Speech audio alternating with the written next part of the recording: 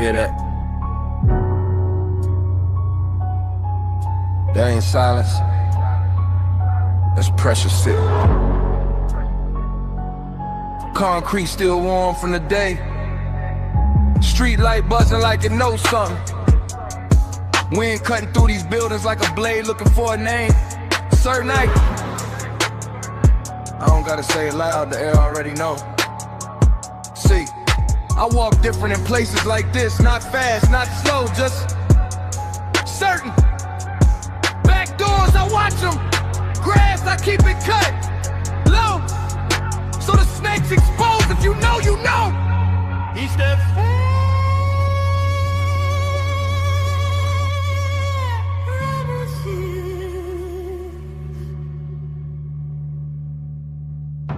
This ain't about comparison, I ain't measuring nobody, I ain't chasing. I'm him whether the crowd here or not. You feel that? That ain't fear, that's presence. When I step in the room, conversation shift, elbows swing heavy, not wild, just heavy. That a baseline you don't see coming, but your ribs feel it. These boots planted in reality, these shoulders built from pressure. This stance forged in nights exactly like this one. I done stood in alleys where promises died, where fake smiles peeled off like cheap paint, where envy crept low through the weeds, and I ain't fold, I ain't bend, I ain't break. You think calm means soft? You think quiet mean unsoft? Nah. Quiet mean already calculated. Quiet mean I already seen the angle. Quiet mean when I move it's final. Back door sealed, perimeter locked. Grass cut so clean I can see the slither before it twitch. You don't sneak on certain night. You don't outmaneuver still. You don't mistake stillness for weakness. I ain't here because I said it. I'm here because when I walk, the ground recognize it. When I breathe, the night ain't just. When I look at you, the truth get uncomfortable. You ever felt the presence that didn't need applause? That's me. You ever stood across from a man who don't need comparison to dominate the space? That's me. Certain night.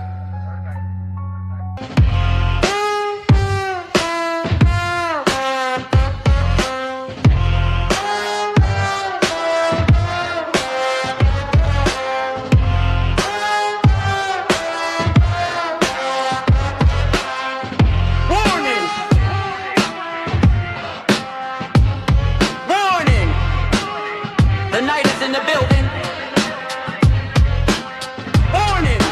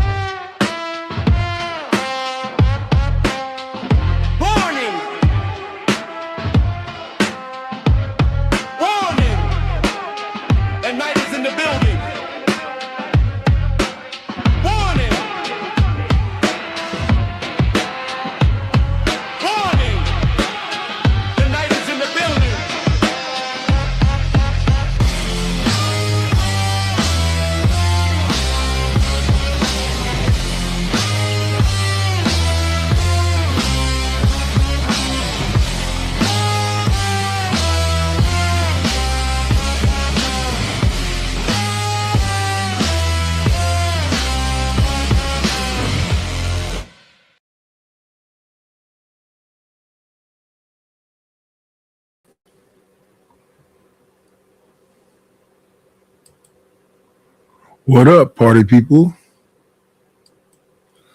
We at it again. Let's do it like we did it the last time. Add a banner, then add to the screen, and we shall do our thing. The Windows screen, this Windows.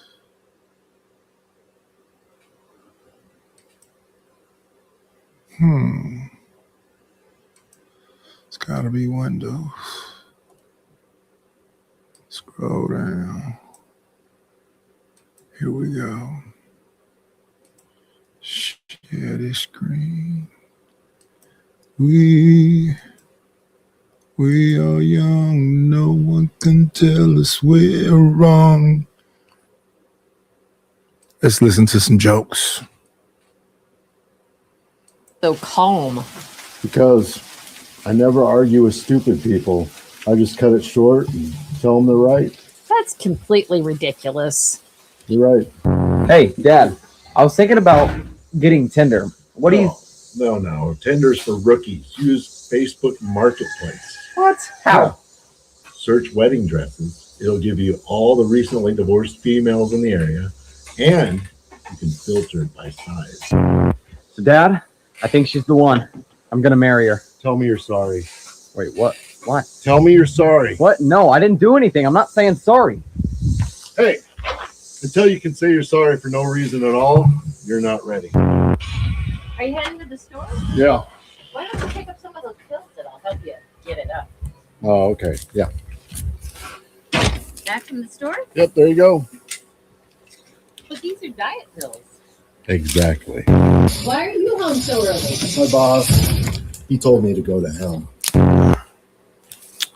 Shout out to the boss. Let's see. We already looked at that. Going the wrong direction, baby.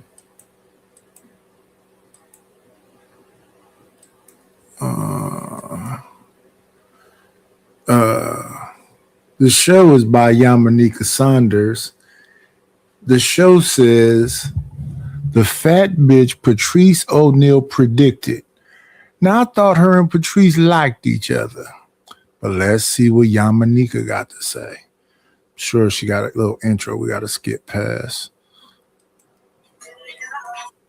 Oh, she don't. She just get right into it. Let's speed it up because that's music. I've been rewatching your lives on repeat because they provide supplementary medicine during these sick days. Your content is a blessing. And YK, you know I don't give fucks when religion like that. So to say shit like that, I don't know what that means. Let me read it again. Your content is a blessing, and you know I don't fucks with religion. Got it. Nothing but help. Good help. See, I love your smile. Shout out to Shanice. Is it showing? Come over. So I was thinking maybe it was James. I'm like, let me just double check. And so there's a knock on my door. It's very impatient. Come knock on our door. You know, I don't really, I'm not saying I can't never have people Hi, Marie. in bad spirits. However, that's not typical of a knock to somebody coming from from me. And yeah, she was looking for Marie. Yes, Marie. And she was on, and then so I hear, I'm like, who is it? She's like, it's Pat. It's Pat. And I'm thinking it's Pat, my bestie Pat Brown, who also lived close to me. And I thought, okay, maybe Pat, but Pat's got a key. I don't know what Pat would just, Pat would knock and then would use her key, right? So I open up the door. I see a woman I don't know. All of a sudden, she's like, where the fuck Marie? Where Marie at? Marie. And I'm like, can I help you? I'm like, excuse me, I'm here for Marie. And I'm like, oh,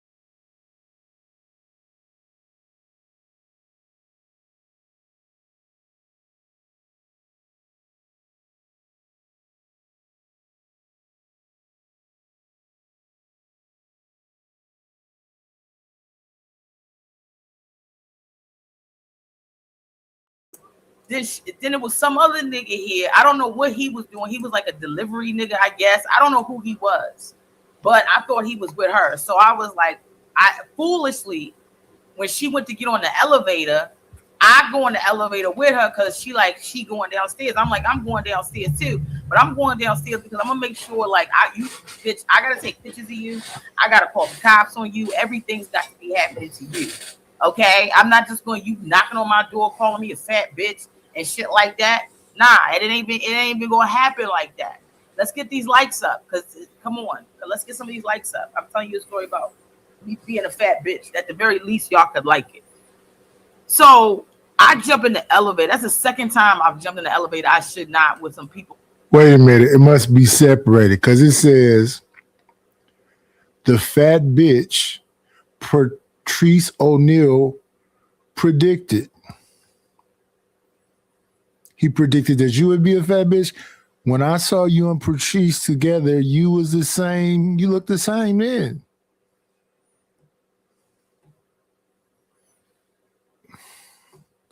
So a crackhead came in your house. Let's move forward. Let's get to the Patrice stuff.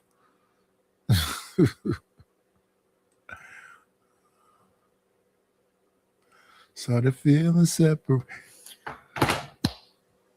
Oh, I know what I meant to, what I was, hold on. Also, I want to take this time to shout out my mother. Let me give a shout out to Michelle, my mama. She really calmed me down. I've been stressed out. I've been super stressed out, although I'm glowing and I'm happy. I've been just like really impatient. You know, I kind of want in this process, when I'm like in certain modes of creativity, I don't like to be stopped with conversation. So a lot of times I will go in to myself. So that's the whole, I wanted to go into myself. But I was on the phone. My mom was like taking too long. She couldn't connect the phone, blah, blah, blah, blah. And I was like being really impatient. And my mother called me back and said, hey, you know what? You need to calm down. You know what I'm saying? Like, ain't nothing worth it like that. You stressing out. That's going to get you stressed out. There's nothing in the world you got to be stressed out, that you got to be rushing and blah, blah, blah, blah, blah. And so I just want to take that time to tell her, shout her out. I did send her a message. Also explain to her that part of the reason why I'm impatient is because before she, I guess, slowed down into whatever senior citizen moment she's be having on now as of late. I didn't know my mother to be nobody that would slow down like that. I got my complete disposition from my mother and my father. My mother and my father, one of my grandmothers said that my grandmother Lily Mae, she said, your father and your mother are like ticking time bombs, and they came together to make a stick of dynamite. And I always tried to remember that because I did not think that was a compliment. I know some people think, I wish a motherfucker would. I never thought wish your motherfucker would attitude was a compliment. So I always tried to work. It can be, depending on your environment. I don't know, man. I don't know. I just said a minute ago that all these people that's been up under the knife kind of get the same look. I don't mean that this is fine and who is fine kind of thing. That woman is 40, Asia Diaz. I said so like bodies, the bodies, the bodies, the bodies, not looks, the bodies though. They all get like a similar BBL. They all get their hair kind of done the same way. I mean, what's her name? India Love, Selena Powell, Asia Diaz, Cardi B, Beyonce. Not exactly alike, but you know, hips and ass, tits and ass, hips, tits and ass.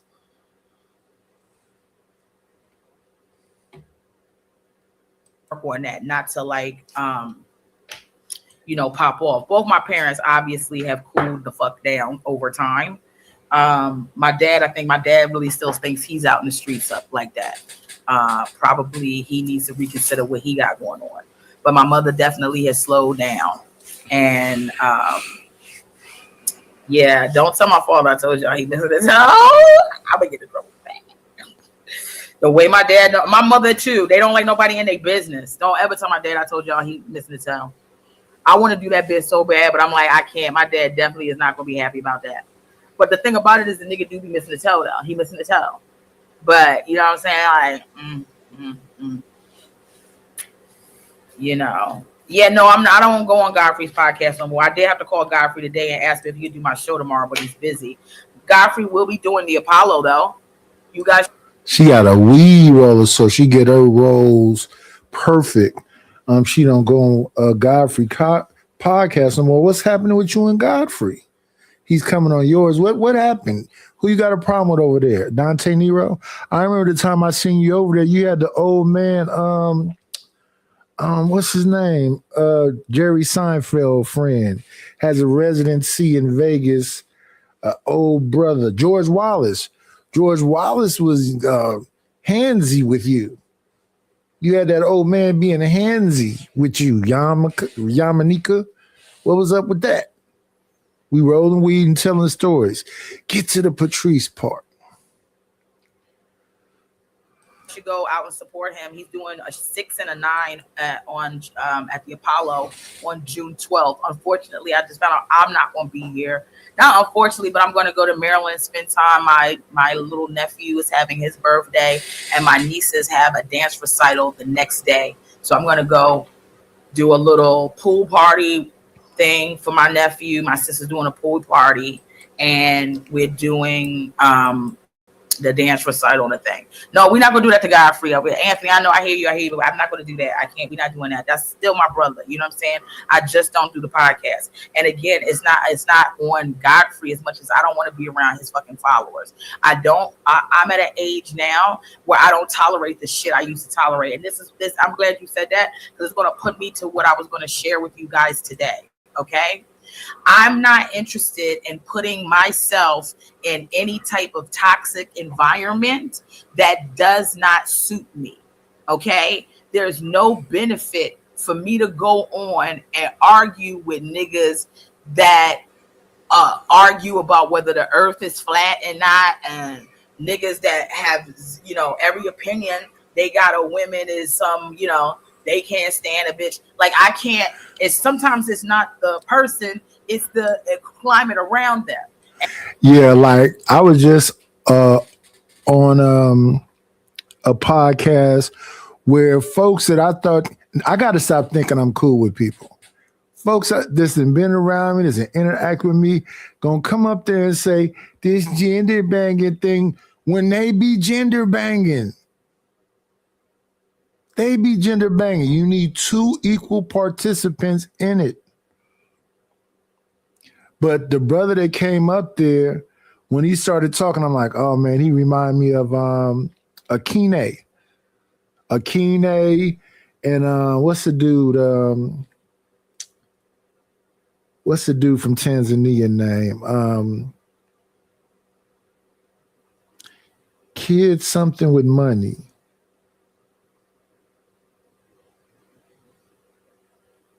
kid. I can't remember, but I made this song about him. Is it Kid Cash? Well, anyway, they be quoting Kevin Samuel so heavy. They got a whole script and they got it memorized, or maybe he had it written down. He was reading off his prompter, but they got the whole script down. What's his name? Kid Cash Even? Something like that. And when I hear it, I go, oh man. And don't get me wrong. It just sounds so scripted and whatever. But when we talk about historical facts and whatever else, I try to keep it fair and balanced.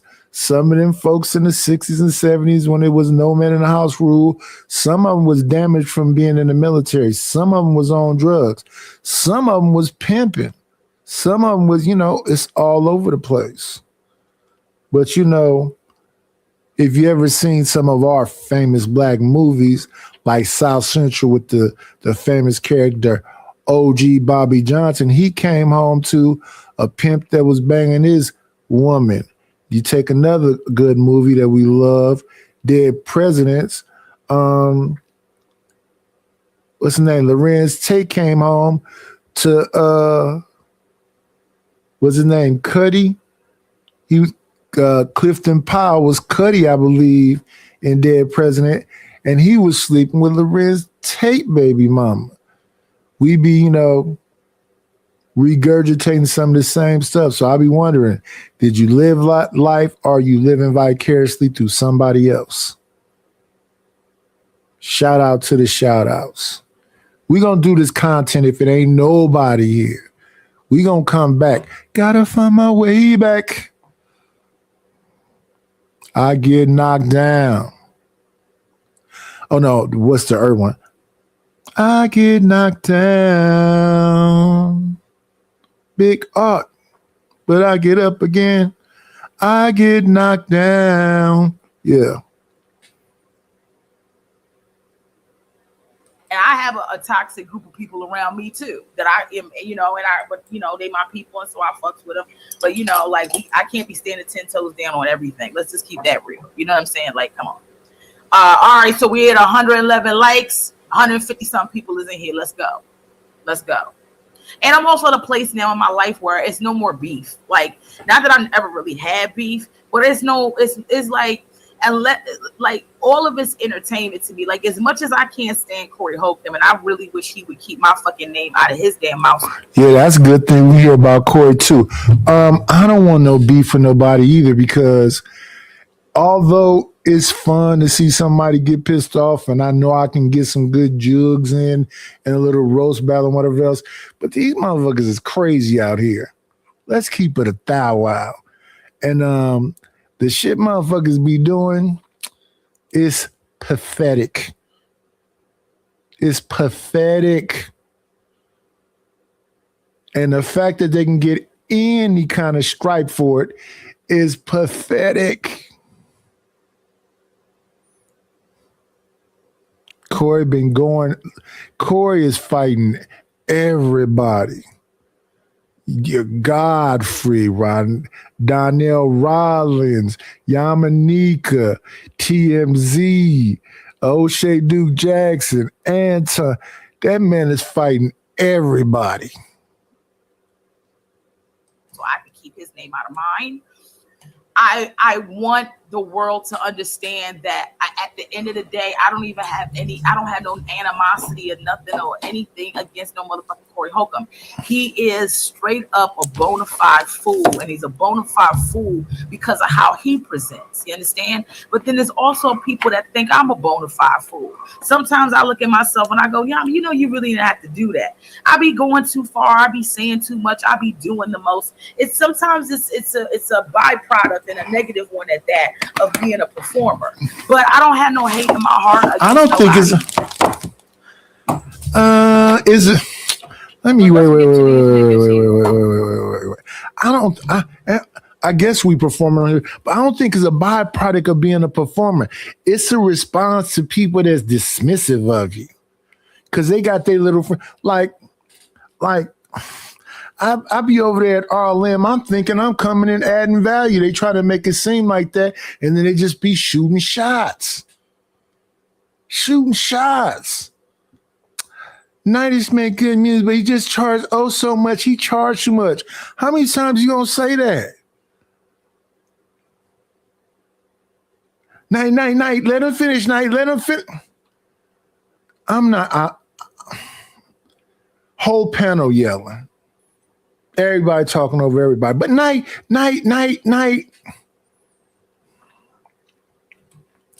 No, you get fed up with the BS. The fake ass hierarchy. Let him, wait a minute, wait. How can a motherfucker get on the side of me and get up there and say,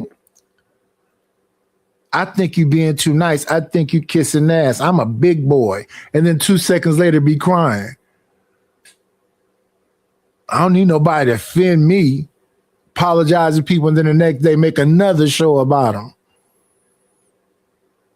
So you can say too much and then you could weaponize his whatever he identifies as. They're bullying. You told them, hey man, I can't even repeat that.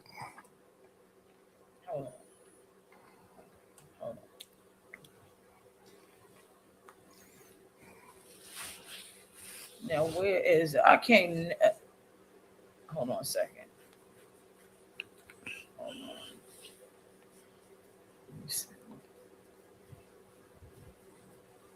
I think it is. Is it this one?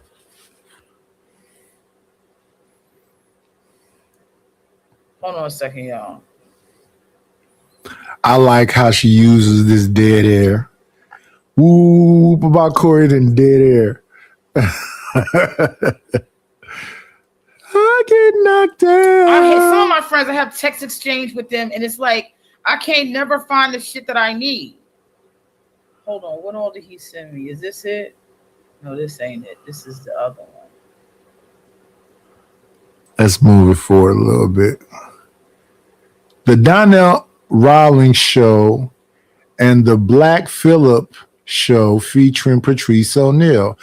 Yamaneika Saunders called men who are beneath her the clearance rack. I wonder how most men would describe her.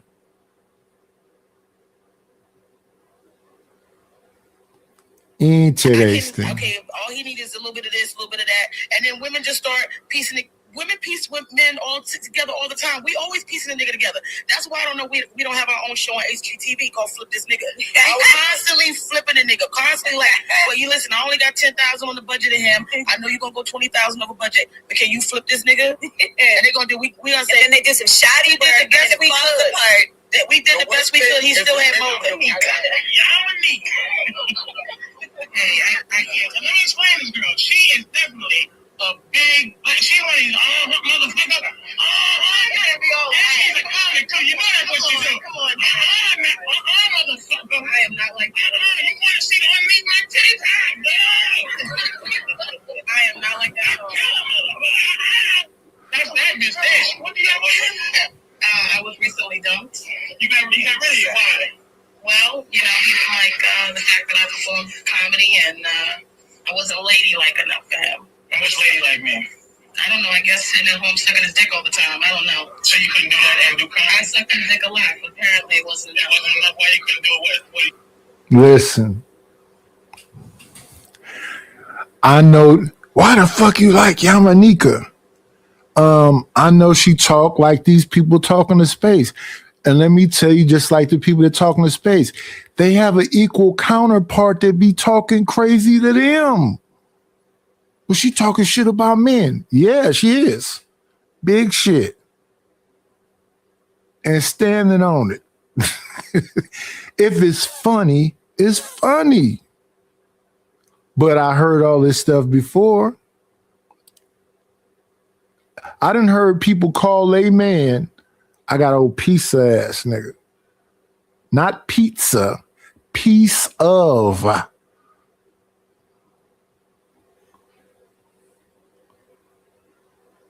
You say, well, extra 3 times before. I don't know. I don't know. You don't even care, do you? Did you care to find out? I did. Because you know what's going to happen? With this guy. You know what's going to happen? The next guy is going to same thing's going to happen. Same thing. Oh, I hope not. There you go. Use that word. Use that word again. I hope. There you go. You know why I don't hope. That's what happened. You don't think that so far there hasn't been a guy around you that you thought was better than you to be able to listen to you. So you're into this 50-50. I don't need, 50-50. I don't need a man to be better. Ready for you to be with me, you have to think I'm better than you. No way a woman should think like that. Hell, I had this in my last situation where it was like, you don't act like you need me here. Here's the thing I said to him, and this. I mean, they really did a think piece. You can go. They really did a think piece on me. The way these niggas cannot move on from this, and I put up, and I did sound so young. I did, because I was like 25.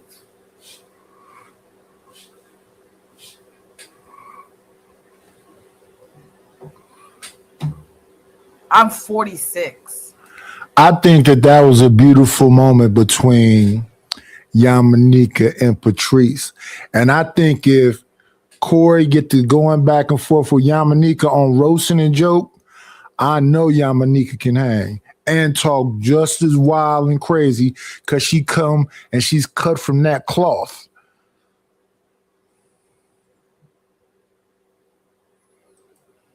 And the gaslight here, right, is what up, A-Dub? Calls out men who are beneath her, the clearance rack. I wonder how most men would describe her.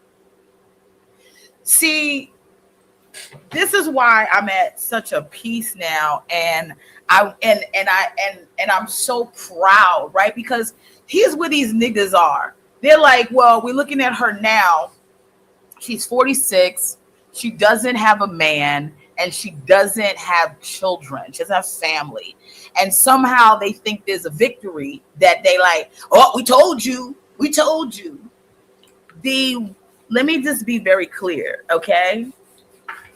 The way in which I have navigated my life to not be tethered to a man because I have been solely focused on comedy, and this is exactly why I'm great at what I do. Hold on a second. Y'all know I don't know how to multitask. I agree that Yamanika Saunders is great at what she do. I hope she getting as much bread as she possibly can get. She's great in roles and movies and whatever else. Shout out to that woman. However, as we just was saying over there, people choose careers and degrees over family and men. But she don't have to be tethered to nothing. Live her best life. I'm not mad at Yamanika. You had people be talking about Serena Williams. I'm not mad at Serena Williams. You got people be talking about Gabourey Sidibe. I'm not mad at Gabourey Sidibe. Them folks got their white husbands. This woman right here want to be alone. That's a sister. She looked like she happy to me, and what's better than that? I don't want to be convincing a woman that don't want to have nothing to do with no man to change her mind about the decision she made to how to live her life. Why are people mad at people choosing to live their life the way they want to live their life?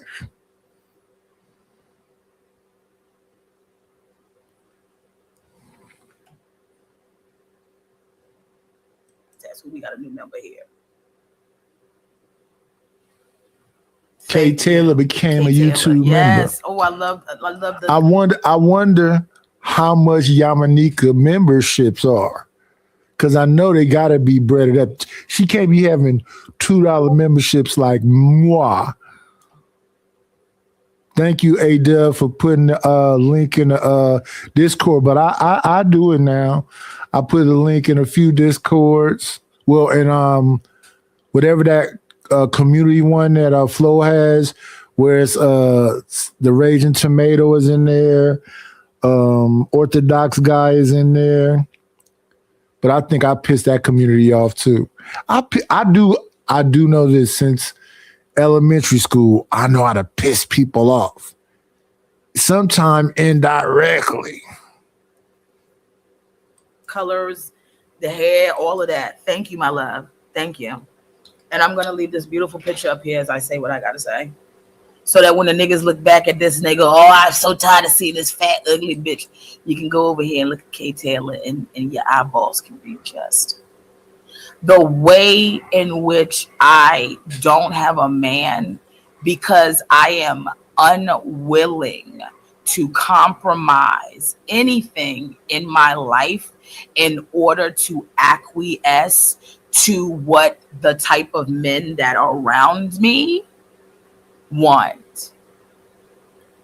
One of the things I'll always be proud of my mother for, out of many things, my mother really created this. My mother, my grandmother, all the women in my family, all the women before them created this really strong woman that you see before you today. And all the women in my family, even with problems here and there, are all strong women. I don't know.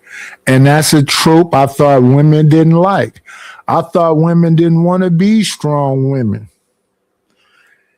And they're angry because they have to be. I thought that was one of the tropes they didn't like.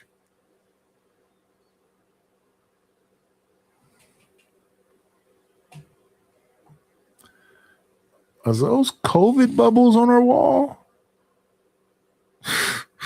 I don't know why I catch on to these things I catch on.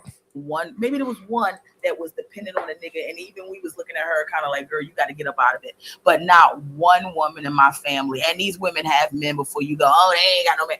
A lot of these women have men, or if they don't have them, they in the grave because they've passed, okay? The way in which I'm telling you, I am at no place in a deficit.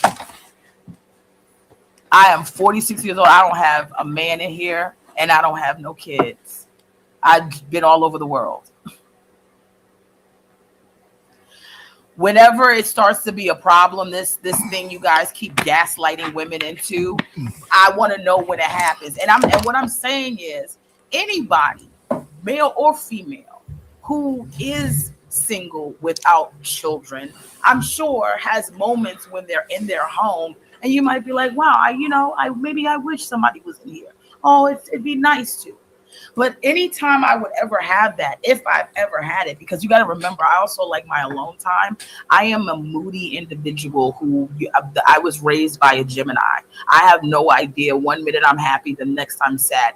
I'm on mood stabilizers. I have ADHD, anxiety, and depression. I've been diagnosed with, but not claiming. And I take mood stabilizers. There's really no time where I'm in my home going, I wish somebody was here. The way I want to underlay people up out of here when I'm ready for them to get the fuck out. It's not that I don't want people in here, right? You see my friends coming here all the time, come hang out.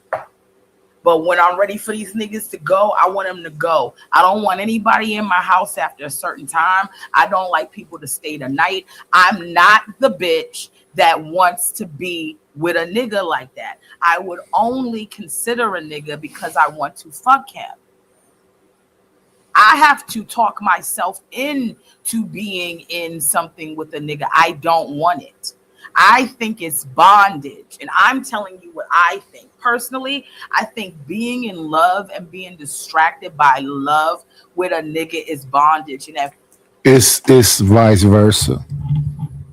And that's sad on my part. Not Yamanika, she happy with it. I think that's sad on my part. I think that's sad on my part. Because when I sometimes think about somebody coming in here, I just be thinking, with the way my stuff is situated, because I'm so used to folks having their bathroom and me having my bathroom. I'm not in my bathroom all the time. But I swear I was married and my wife had a room and I had a room.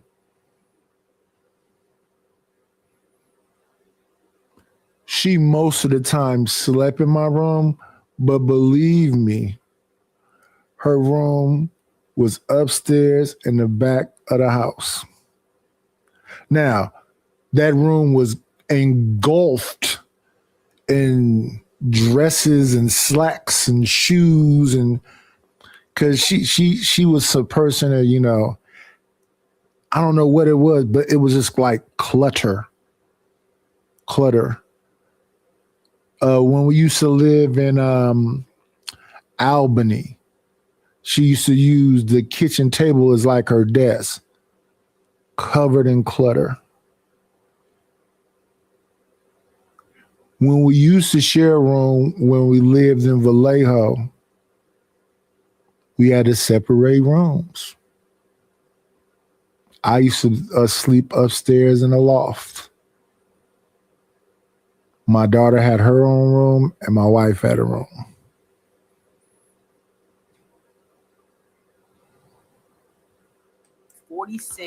And I'm still hustling in my fucking career. I don't have time to be looking at somebody else and worrying about how we get ready to navigate through the rest of this life I got left. I'm still very, very focused on me and how I'm moving forward. Now, if the consequence of that means I never get a man or I don't have any children, then I guess that's the cross that I have to bear. You seem okay with it. There's no cross bearing. Your life is your life.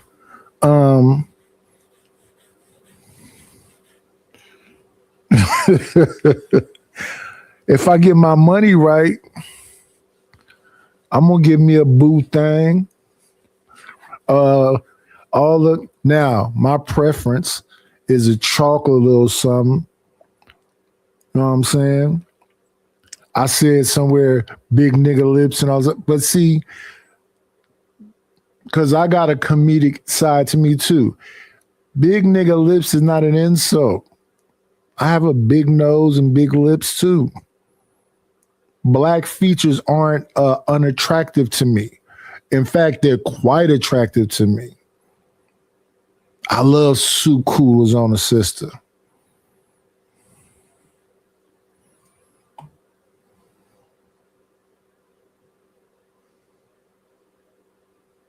And that's the decision I have to make. But what I don't want to be is I don't want to be a woman who doesn't feel fulfilled and thought that all I needed was some nigga to validate me and children to validate me, and then sit there when I have the children and I have the nigga, and after magic has worn off with the nigga and we got to get into everyday real reality where I have to keep choosing this nigga day in and day out and day in and day out, along with kids that I can't get the fuck away from because they are mine. All while between doing loads of laundry going, I remember I wanted to be a comedian. It's not, I don't know when I'm supposed to regret the decision that I've made.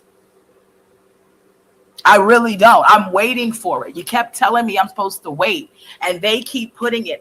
I'm not saying I'm better than a man based upon my looks. I'm not saying that I'm better than a man based upon his station. What I'm telling you is because I am was big at that time, because I am a black woman, right? There is a limited group of men that I can pull from, mostly because most of the niggas I should be able to pull from think they're better than black women, and immediately once you become a black woman and you big on top of it, they start to think that you need to be the person that's always available to settle for rock bottom. And I did that. You all watched a very public situation.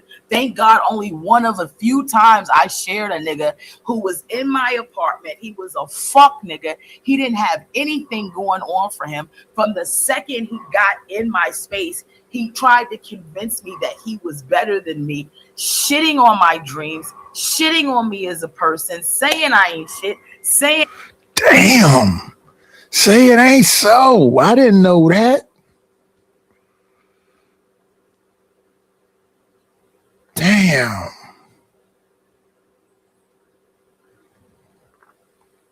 So now let's see. Who have we seen over here? We saw TMKC over here. We saw Adrian Nicole over here. We seen My Reed, and now we see A-Dub. So yeah. Blame it on the rain. So that dude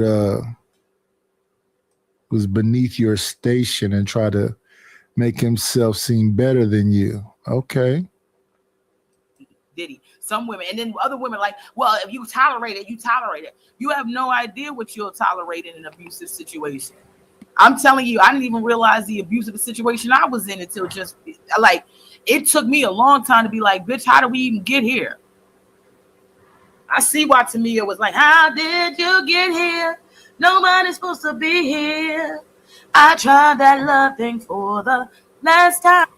How did you get here, Deborah Cox? Now, if you're gonna be a girl's girl, I think that's what they call it. You got to know who your singers is. Isn't How Did You Get Here, Deborah Cox? Tamia.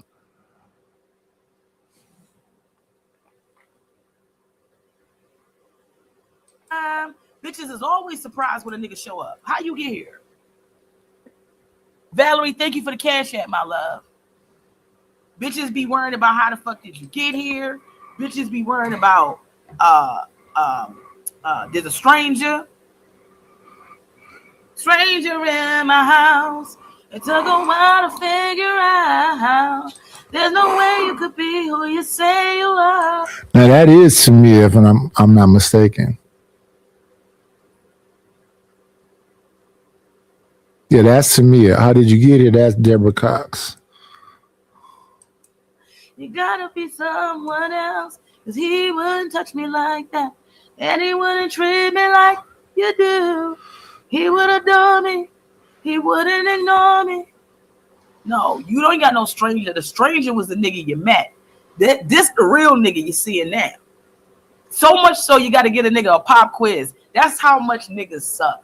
You gotta pop quiz these niggas just to find out what the fuck happened. Pop quiz. Can't tell me where my spot is. Can you tell me where my hair plug dryer? Can you tell me how I like to buy my fish on Fridays? Or could it be that the stranger is me? I couldn't go 50-50 or eat at the Cheesecake Factory, and that's where you beat me. It's like, who want to be bothered with niggas? Let me see. Cheesecake Factory gets so much abuse. Why are y'all trying to end whoever runs the Cheesecake Factory business? Like these people snapped on terrorism because when they said you got to get away from that brother Nick, I'm not going to say that white man. He said, no, this is my brother. Then lo and behold,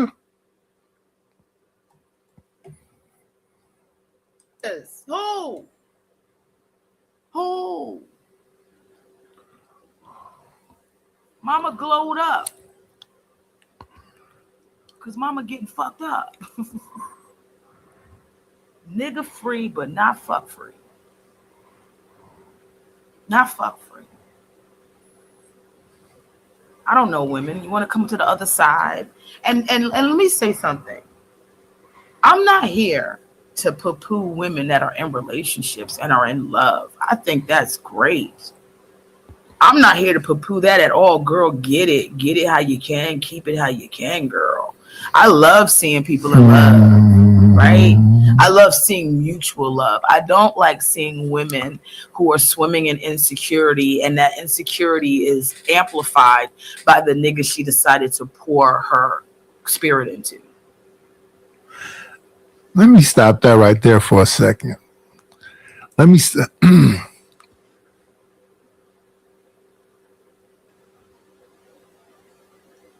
What does that mean, and why are you doing that? I'm in this relationship and I'm pouring my spirit. Why are you pouring your spirit into anybody? Don't give up more than you can give up.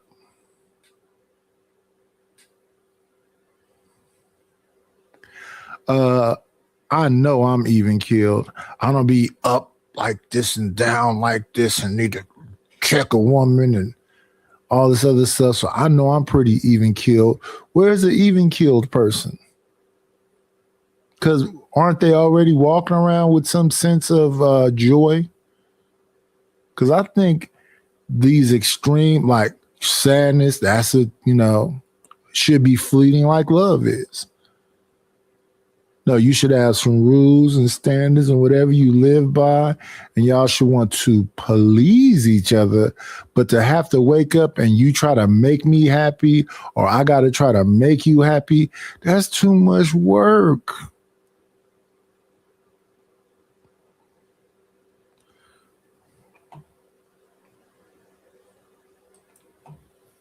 But also, don't be shaming me and trying to shame me like I'm supposed to be sitting here with my head hung low. I'm just looking at my summer calendar now, seeing what money I can pull to the side here and there to go take some time. I'm going to go spend time with my family. I'm going to go do some shows this summer. I want to go experience some things. I'm planning a road trip with a friend of mine, going to do some beach days with friends. Like, I'm not like the way I'm not sitting here going, what is happening? And I've watched girlfriends of mine do that crazy ass race to the altar at 40. And it's so sad and desperate. I've seen it. Sometimes it works out though. I've had friends make plans. Well, and my schedule is this. By this time, I should know this, and I need to be with person by this, and then we're going to be. And I'm like, you planning all this shit out for some nigga you haven't even met yet?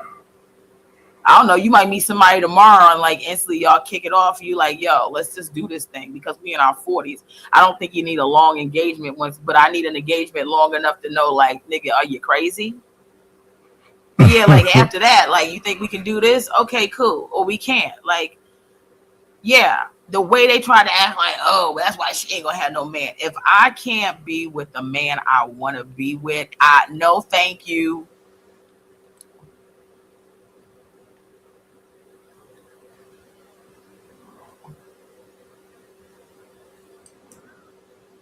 Even if have I changed so drastically?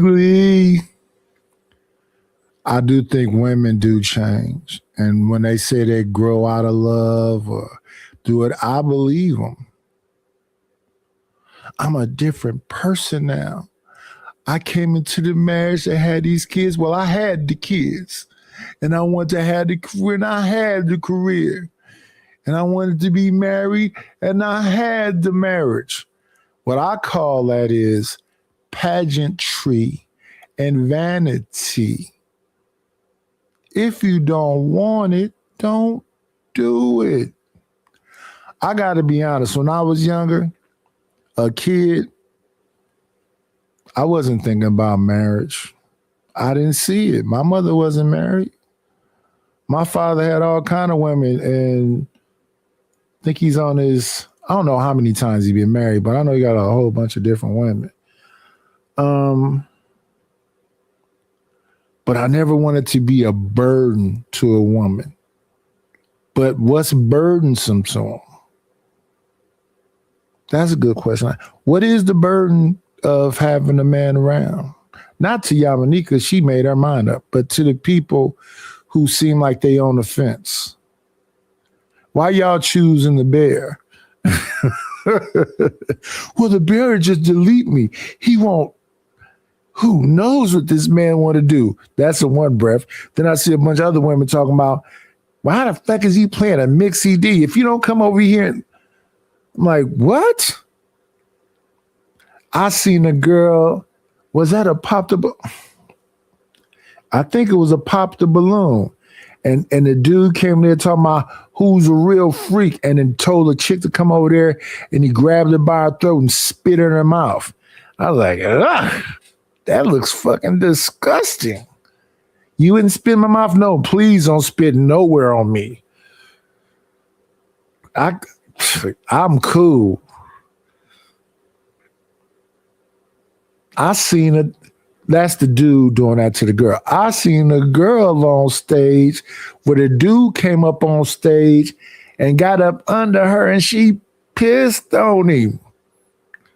What is happening in your life where you need to be pissed on?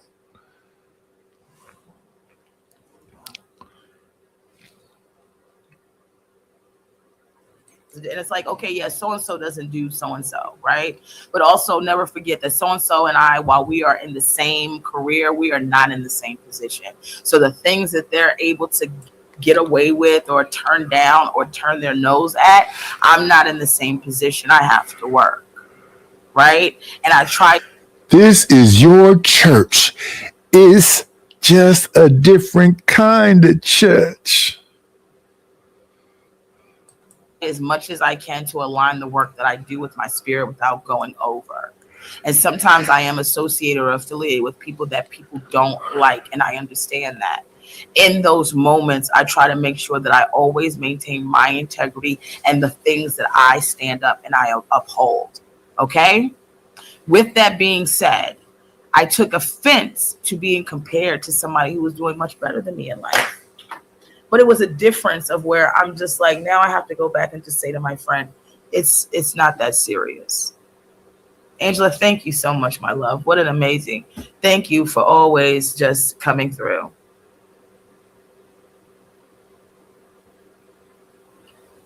What a blessing. Oh, we got the likes up. Not more people here than more likes than okay, got it.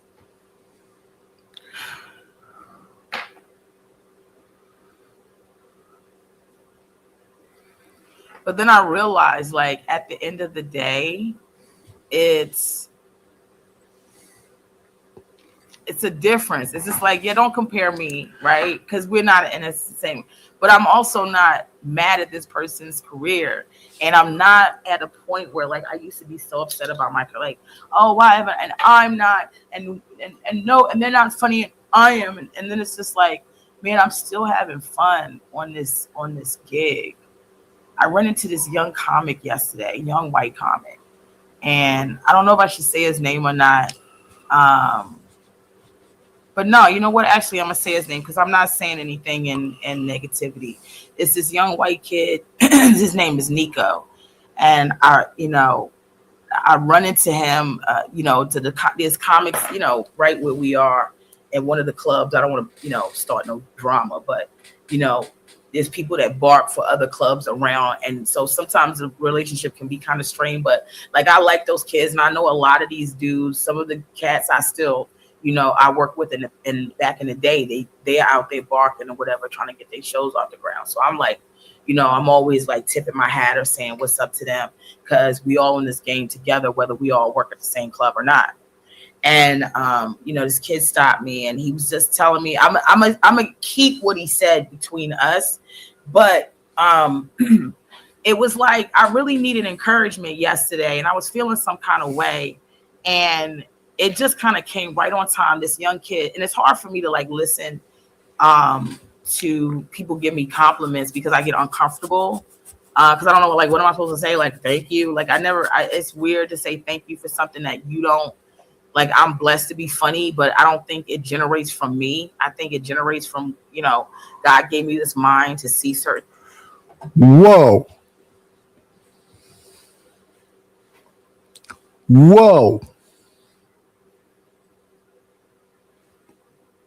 And listen, it's a lot of people in the space that these dudes that hate women, or if they don't hate women or whatever the shit is, be mad in a motherfucker behind. This is what they would be mad behind. Me, to each his own. But this is what they would be mad. Yo, why you be fucking with Reese? And why you be fucking with Sugar Bomb? And you be over there with Bomb?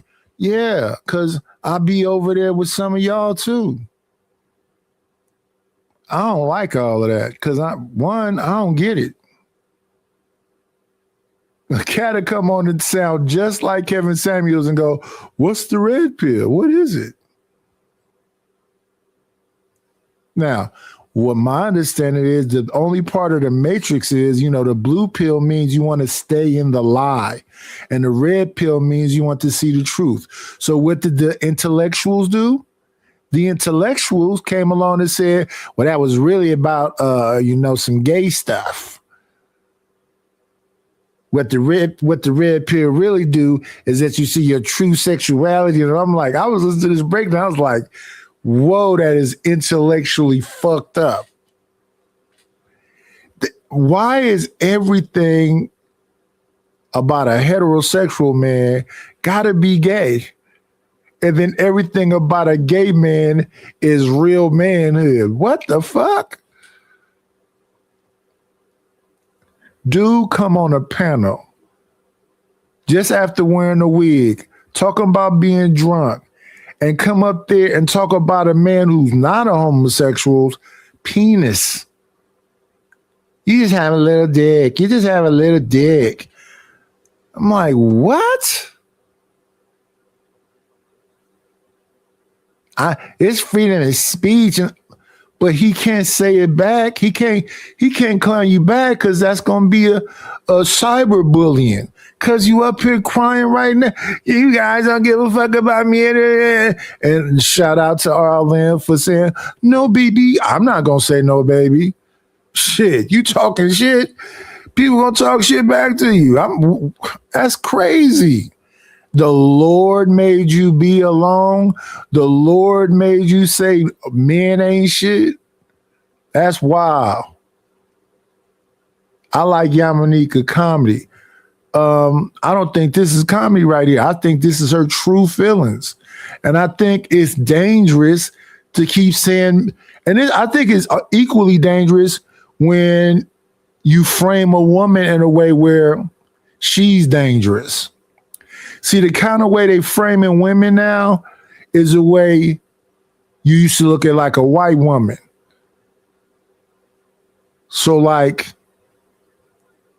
I live in a melting pot, so it's all kind of people around. But rarely is there a time where I'm just alone on the side of some white woman.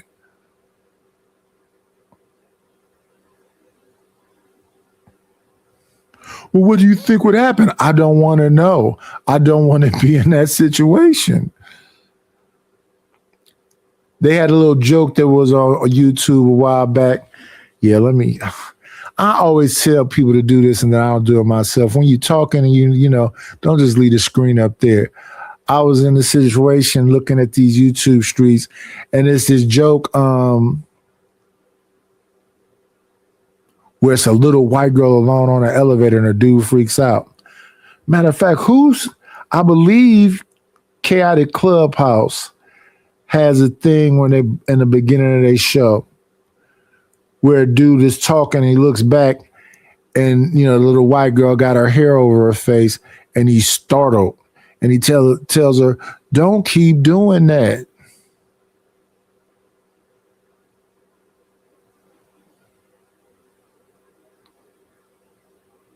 But then when folks say stuff like folks is bullet bags and black men is dangerous and whatever else, it's a crazy ass premise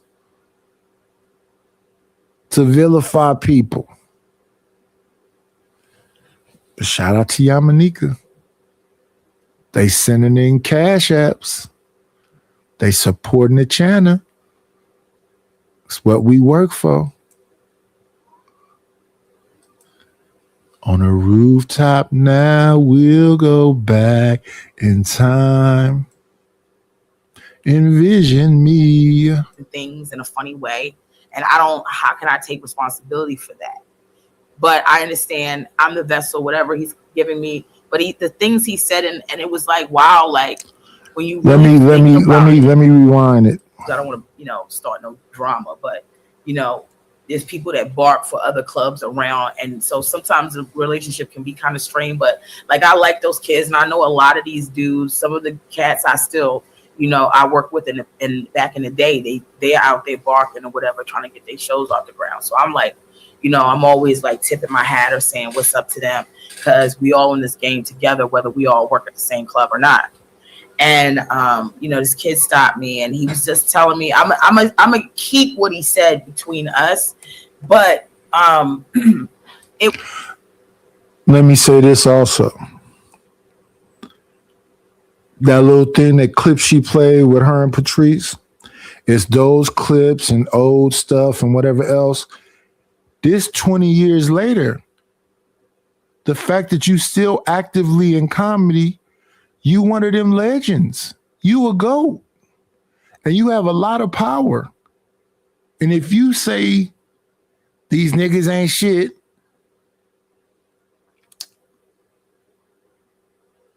What's that about? Nah, motherfucker, we should be able to say it because Too Short said it and Snoop Dogg said it and y'all just did. And let's talk about that right there too. It's a whole bunch of dudes ain't never gonna say that. They're gonna be like that Key and Peele skit where, you know, they talking shit to each other and they gotta go outside and say, you know, my wife came up there and they look both sides and go, and I said, bitch. Then they go further back in the yard and then they end up in the tree. You know what I said? And they look both ways and they go, I told that bitch, you know. And then they get further and further because they're never, dudes is pussy whoops. Broken are not these leaders I be hearing about online. There may be some. Don't get me wrong. Some people had fathers and understood the order and all of this shit. But I think that's a minority of men.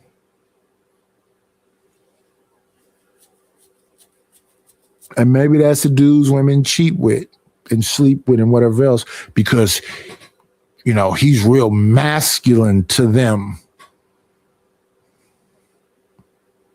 Because he'll confront her and put her in her place. And I don't want to do all that dumb shit. Is you a fucking maniac? You're not already an adult?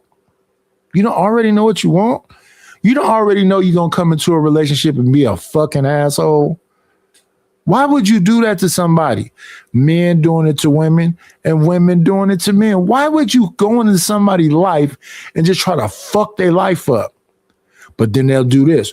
Well, he knew he wasn't going to have no money. I don't believe because the dude don't have no money, he fucking somebody's life up. How's him not having that? Because he has something. How is him not having these luxury lifestyle types of money, him fucking your life up? Yeah, girl, that nigga didn't have shit when I met him. What do you mean by that? Even if all he had was some dick, you chose him.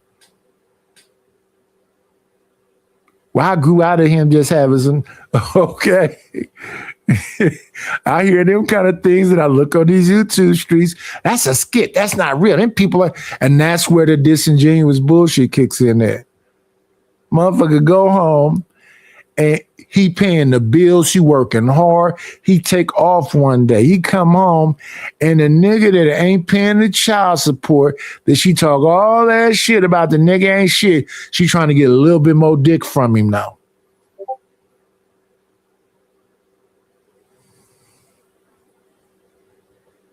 And listen, we just saw that girl in that Hezekiah Walker News thing say it's a lot of responsibilities and I don't want to. So, and listen to my sister, 46, say she still get that dick though.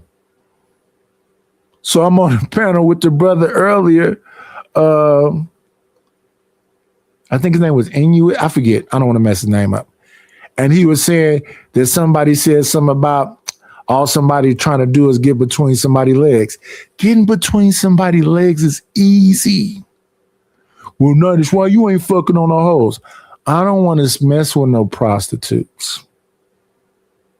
I don't want to mess with no gay women. Why? Because I don't want nobody fucking playing games with me. And I listen to Yamanika. I've listened to a whole lot of Shira 7. I've listened to a whole lot of Cynthia G. I mean, for a minute, because I'm listening to it, I'm going, damn, that's a lot of anger, it sounds like. These men aren't anything, you know, they're not leaders. They don't have any money. And I'm educated. They're not even intelligent. You can't even have a conversation with them. You can't take them anywhere. They're just angry. They hate women. They want to be women. I've listened to a whole lot of this stuff. And I said, that person has followers. Like Corey Hogan got the 5150. Cynthia G got something like that too. Shira 7 got something like that too. So when I was listening to them talk about these do they call them Mayflower relationships where some old ass man is with some young chick? And I go, damn, that's crazy. Why would you want to do that, dude? Because these other women, you know, they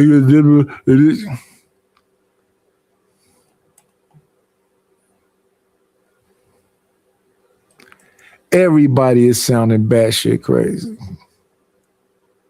It was like I really needed encouragement yesterday, and I was feeling some kind of way, and it just kind of came right on time. This young kid, and it's hard for me to like listen to people give me compliments because I get uncomfortable. Ma'am, you are a legend. You are an OG. It's uncomfortable to realize that you are a legend. And it's a bunch of y'all. Godfrey is a legend and an OG. TK Kirkland is a legend and an OG. Earthquake is a legend and an OG. Bruce is a legend and an OG. It's a bunch of y'all. Bill Bellamy, Guy Torrey, Joe Torrey. Even Corey is. Y'all not just comedians just trying to make it. And no, y'all living y'all best life. Because I don't know, like, what am I supposed to say? Like, thank you. Like, it's weird. What's wrong with saying thank you? Listen, I still feel loved in these YouTube streets. I done been on Sharon's show. Everybody on Sharon's show is the people that been over there by my show. I've been on Bomb Show. Everybody that's on Bomb Show has been on my show. That I'm in Trey chat. I know Robert Platinum. I know Carl Anderson. I know all these people.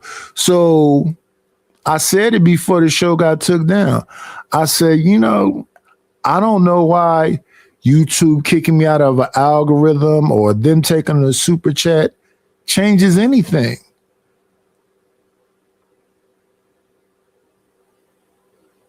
Well, why are you at this one?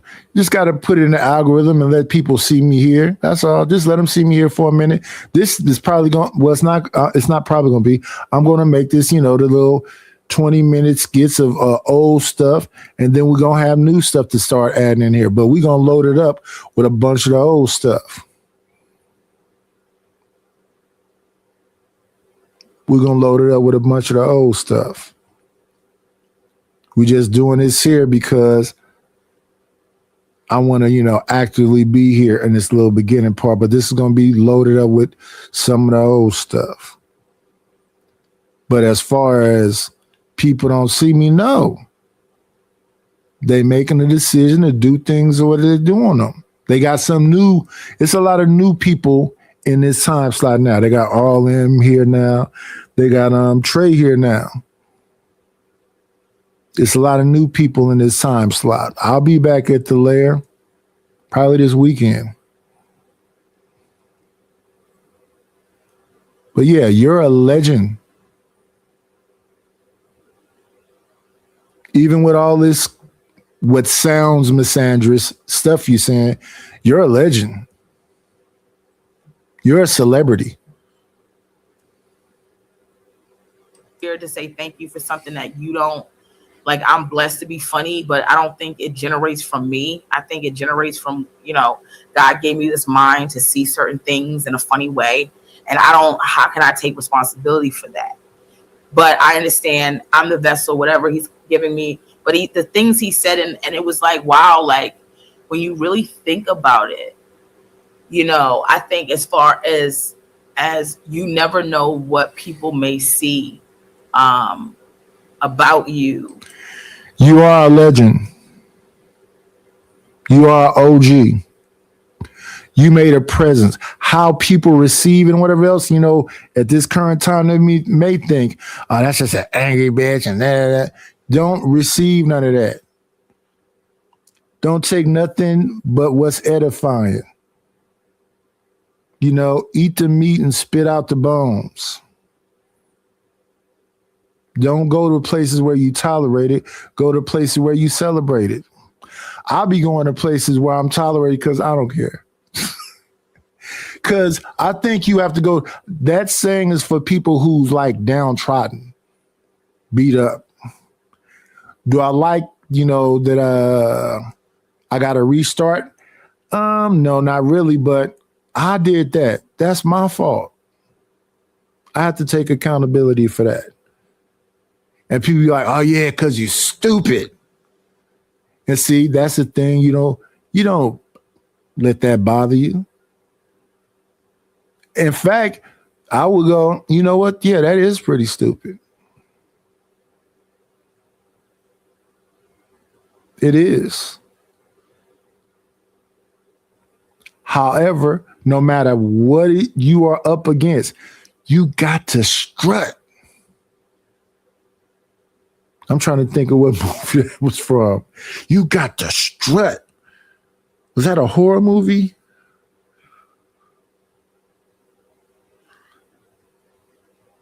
It was some crazy movie. I think the person was dying too when they said that. Ooh, I need to get that as one of my clips too. Because that's how I be feeling. Even in the times when I don't have no it's not no meanness. It's just like, what is happening right now? Oh, this is no, it's not. No, it's not. No, it's not. You in your box, wherever you are, doing whatever you want, drinking, smoking, doing drugs, sleeping with everything, and you unhappy? Is happiness that? Because to me, I think about happiness, a high emotional thing, and sadness, a low emotional thing, in the same vein. I don't want to be really sad, and I think being really happy is overrated. I like to be right in the middle. I like to be right in the middle. But people want you to be where they want you to be. And I said when I started the first channel, I don't want to be what you want me to be. I want to be me. So when I listen to Yamanika right here, she don't have to be what I want her to be. She can be what she want to be. Like they used to go off on PhD, but PhD was said this and PhD was said that. Yeah, and I know she believed it. But here's the thing. That's her life. Why am I supposed to be mad at somebody that's living their life? My thing is, long as the ricochet don't come back and hit me. And I think certain things that people say, because they don't understand the magnitude of the power that they have, can hurt people. Because she says she's 46. I'm 56. And I've been hearing niggas ain't shit my whole life. And I'm sure before I got here. And why hasn't that changed? I'm not going to say, Yamanika ain't shit because she ain't got a man. That woman living her best life the way she want to live it. Just like the Ebony K. Williams thing. What do you think about this? I think I would never see that woman because she's a multimillionaire dealing with multimillionaires. What do you think about these women on the panel that say they need this amount of money? I hope that they find it. I don't believe money should be your God, but people need money for your dental to be right, for your mental to be right. Maybe you need a chiropractor to pop you back into place. Maybe you need a personal trainer. People need money. But if we brothers and sisters, if we are this community and it's about embracing everybody, this is the place where the victim Olympics should come into place. Because you're a part of the alphabet community, cool. We all going through something.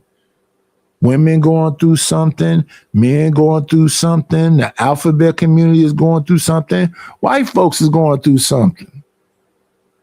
Why can't we look at each other as human beings and try to be as loving and compassionate as we can be with each other?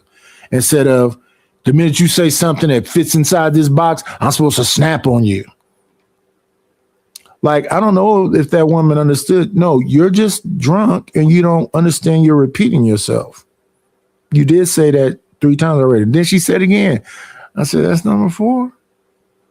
Well, you threw me off. I'm not trying to throw you off. I'm just saying you're repeating yourself.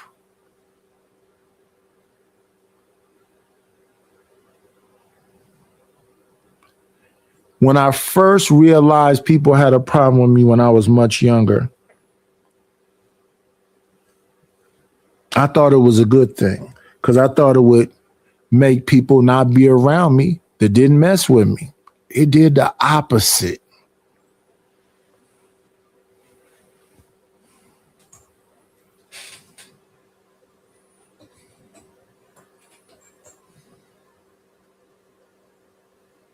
And that's positive. So it was just really having a great conversation with that young gentleman, and I really appreciated him, and I tried to communicate that as much as possible. But like, I really appreciated him because, like, God knows, God must have sent him to say something to me, because it was like, I may not have the validation all the time, although I've done so many amazing things. It's so crazy. Sometimes I'll be complaining about shit, and then it's like people wish they had like half of the shit I got going on, or half. Exactly, because it's not enough. And that's the issue. It's not enough. When I start thinking about, I just think, look at all that I've had. It's people that are never getting married. It's people that will never have no kids. It's people that will never own a home.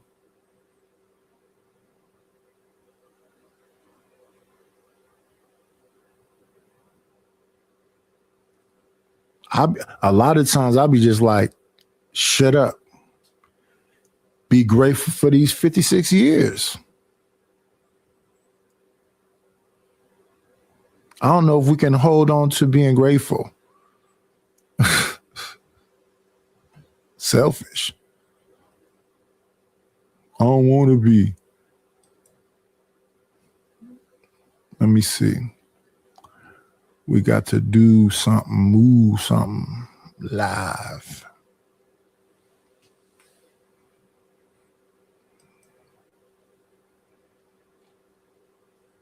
Let's groove tonight. Share the spot. Thank you, Stanley. But when you click that, let me see if I take this here, D4V, because Stanley is an intelligent man. I'm sure he knows what he's doing. Let's put this in a search and see if this will take me there. Let me see. Well, lo and behold, it didn't. I think people have to understand. Let me see. Let's go back to Stanley. He puts in there, Nightish new channel is Nightish D4V. Let's do it again. Grab the whole thing. Copy. Move this. Because why did it come up D4V Mule? That's 1 second. Paste. Now let's try. Oh yeah, you gotta do this.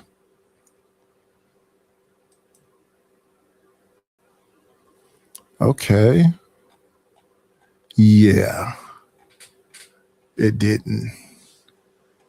It doesn't take you to my channel. So I'm gonna go back over here. Stanley, thank you for the alley-oop. You attempted. Let me like it and then let me comment.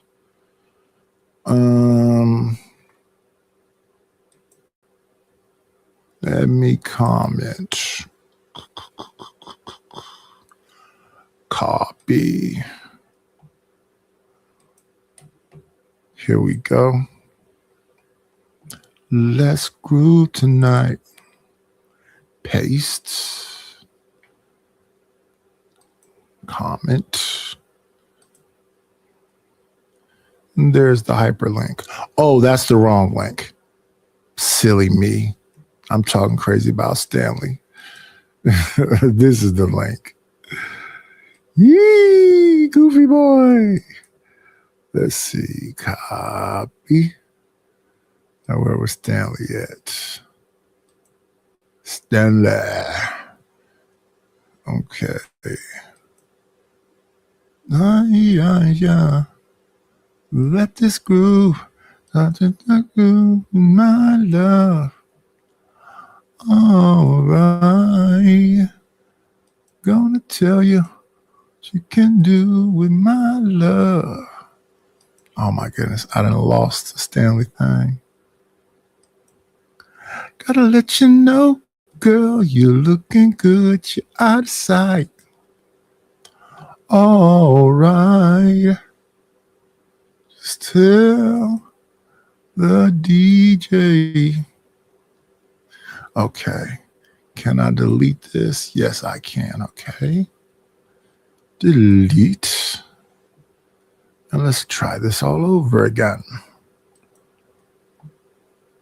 And you know it's okay. What you found that is happening now. Let this groove. My love. All right. Okay. After a while, I'll be there. If you want my love, we can boogie on down. Down. Boogie on down. Let's groove tonight. Share the spotlight. The spice of life. We're gonna groove tonight. Let this groove. You all right. All right. The title says, "The Fat Bitch Patrice O'Neal Predicted."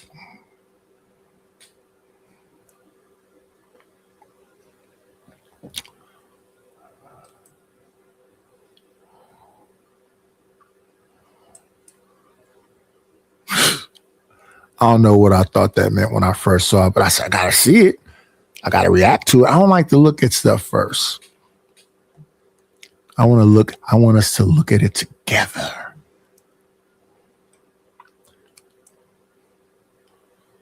But we're gonna move forward. Can't stay right there.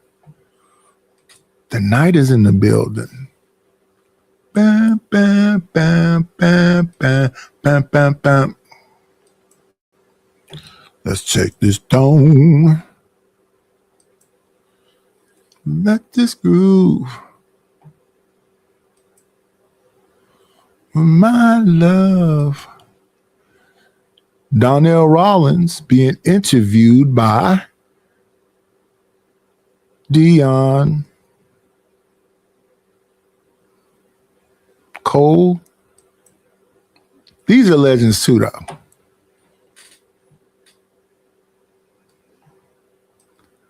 I'll be there after a while. It's your boy Dion Cole.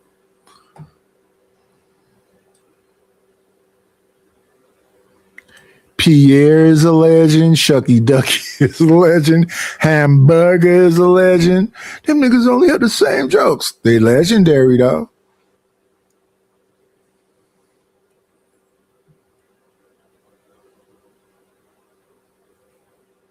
Plead the fifth. No, this is You don't real have a deal. trust- Holy You fifth. don't have a trustworthy face.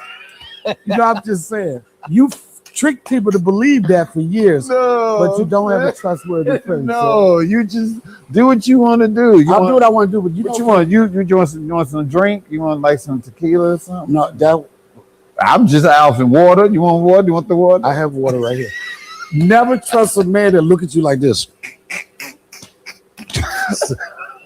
It's about to be something dangerous. I'm happy to be here. No, it's all great, man. You out in LA often? I'm in LA. I probably spent three places I spent my time. That's the road, Ohio, and Los Angeles, California.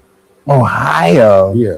First of all, I mean, before we get into these questions, I've been knowing you for a gazillion years. I remember, and I tell people this all the time, like comedians, they look out for each other, especially back in the day on no social media and all that stuff. When we was getting down, but comics will look out for comics. Like I come to your city, you come to my city, whatever.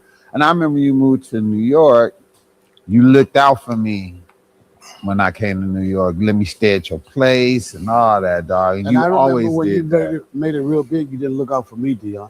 I did look out for you. I Dion. did. When you came to Chicago, actually, I think you was established already when you came to Chicago. All right, Dion. All right. Dion. I remember when you didn't have diction, son. I remember when you didn't enunciate your words, son. I remember when I beg your pardon wasn't even a part of your sentence. I remember when you didn't say stuff like, and you say that to say. No, I'm saying no. No, I'm just saying. No, I was saying that you lived out in New York, DC, moved to New York. Yeah. But what made you move to Ohio? What made you be like, I tell you, it was I'm home. not really home, but No diss to Ohio. no, not at all. I mean, first off, I don't like all of Ohio. I like this small community called Yellow Springs, same place where David is. But what made me kind of even connect with it during the pandemic, when everybody was just like, I don't want to be in LA no more. You had examples like Joe Rogan going to Austin, people was going to Nashville, they was going to other places, and they realized that you could create a quality of living without actually being in the hustle and bustle of Los Angeles, California. So I went out there, and as crazy as it may sound, I started getting in touch. I noticed this is going to destroy my gangster, but I started appreciating nature, Dion. Don't laugh at me, son. This is going to be trauma for me. I say this. When we first moved into that house, it was all concrete. I wonder if I got some pictures of what it used to look like. It was all concrete, and way in the back, it was a little white house. My wife said when she grew up, that was her doll house. I mean it was tiny. You had to duck down and go into it. It was a little bitty tiny house. So let me do this the proper way. The way I try to tell people to do it, which is you move the video while you talk. So it was a tiny little house that she played in. I'll probably get the pictures of it sometime. Show it. I came home in 93, August 20th, 93. I said, when I get home, and the year after I established myself, get a job, and blah, blah, blah, we can move forward. That didn't necessarily happen like that. We was moving forward anyway. So, because when I left, to be honest, it was a lot of years of a lot of wild stuff, crazy wild stuff. But anyway, we came to the house. Matter of fact, when I came there, she wasn't even there. She was at work. My daughter was in the child care. I'm trying to think who let me in. I want to say, let me think about this. Because at this time, all them other people that lived there, it was a Sister Janat. Who let me in? Let me think back about this. Did she come and pick me up? I don't think so. I got out of jail.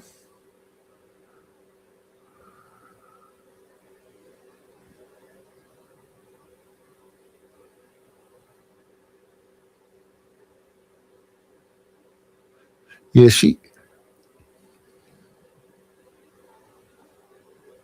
yeah, her and her uncle came and picked me up. He had that brown Caprice with the black top. Her and her uncle came and picked me up. I'm trying to think now.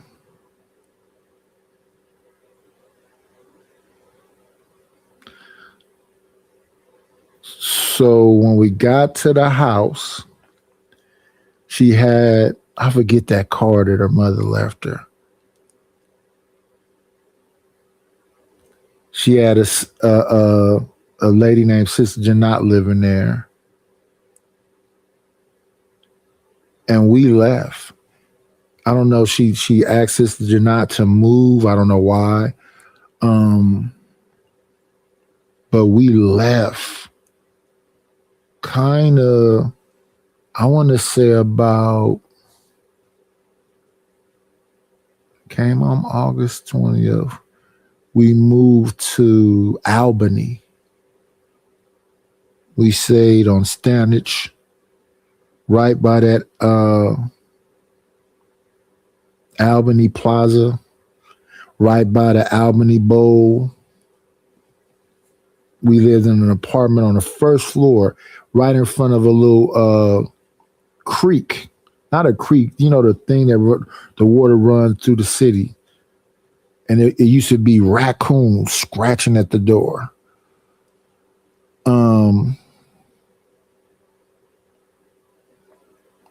We stayed there for probably about 6 months. Then we moved to Vallejo. Matter of fact, we got married while we still lived on Stanage.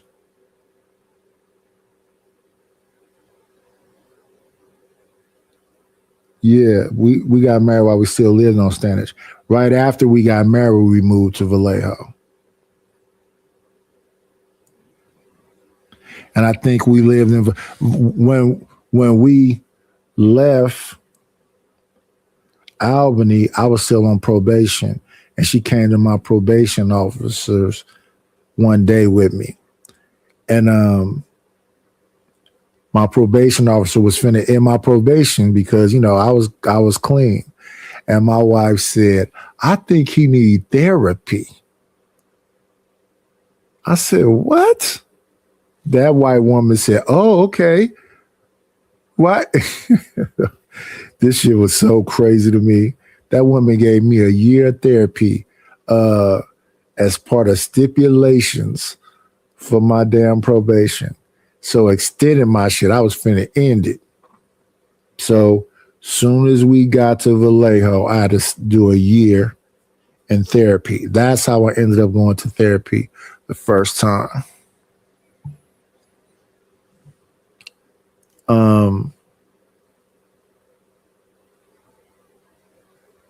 So yeah, soon after, very soon after, soon as we got to Vallejo. So I didn't have to come back to Oakland and go to the probation officer no more.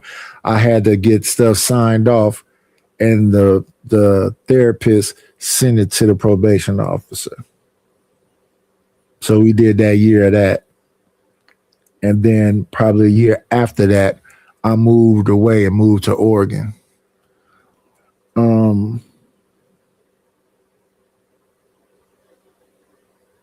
the thing about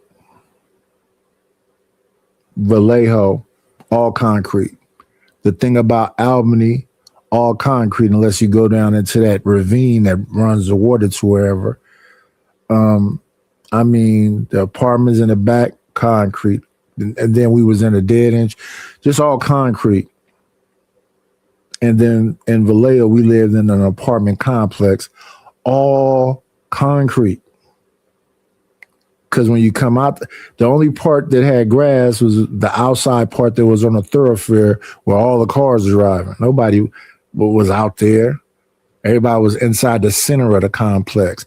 I'm trying to think, did that, because I never went to it, did that thing have like when I moved to Oregon, when I first got there, I was in Portland. But then when I left out of Portland, I went to Gresham into a larger apartment complex. They had a place in the middle that had like a weight room, swimming pool, and all of that. But again, all concrete. So when I came back home, back to the house we was in when I came home in Oakland, I bust all that concrete out. I felt so good putting my feet in the grass. We went and got sod and put it down.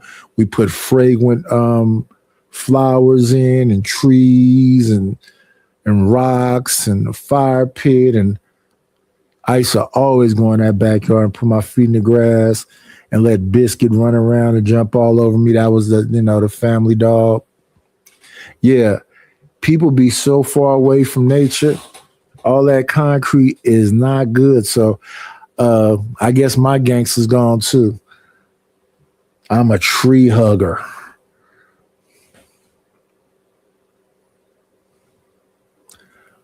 Back in time. Appreciate This is not a nature. time to laugh at me, all right? I started appreciating finer things in life. I know this is definitely not gonna be gangster, but I don't even know how to say this, and I don't know if I'm gonna lose some fans. I bird watch. You know what? I ain't What's gonna funny laugh. about that? I'm not gonna laugh I at you. bird watch.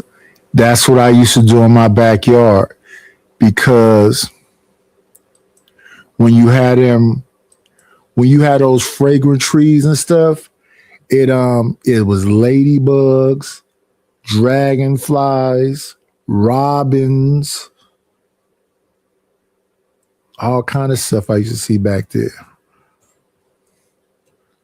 My son was young, used to be back in the yard when I was working on it, playing with salamanders and roly-polies.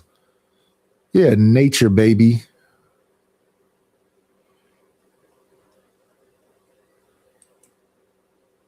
All this stuff we got to do to prove cut it out.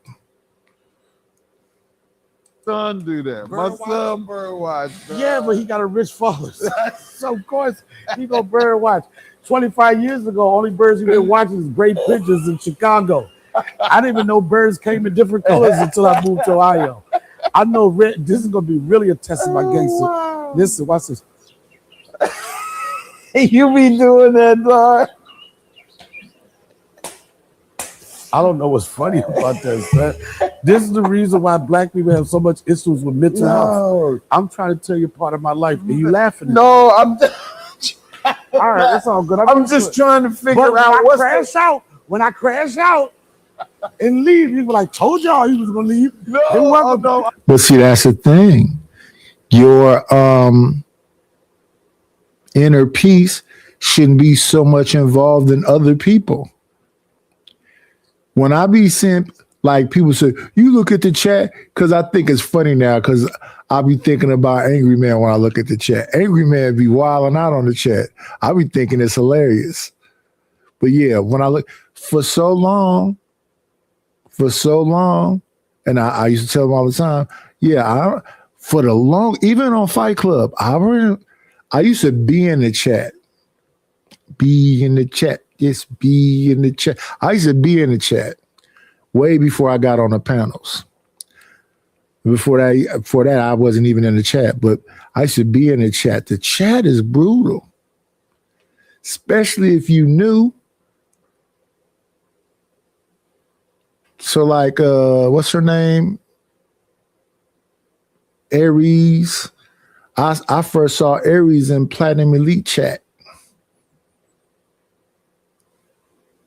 But yeah, you can't be concerned with outside people when it comes to your mental health. Man, people can't wait to say something crazy to you.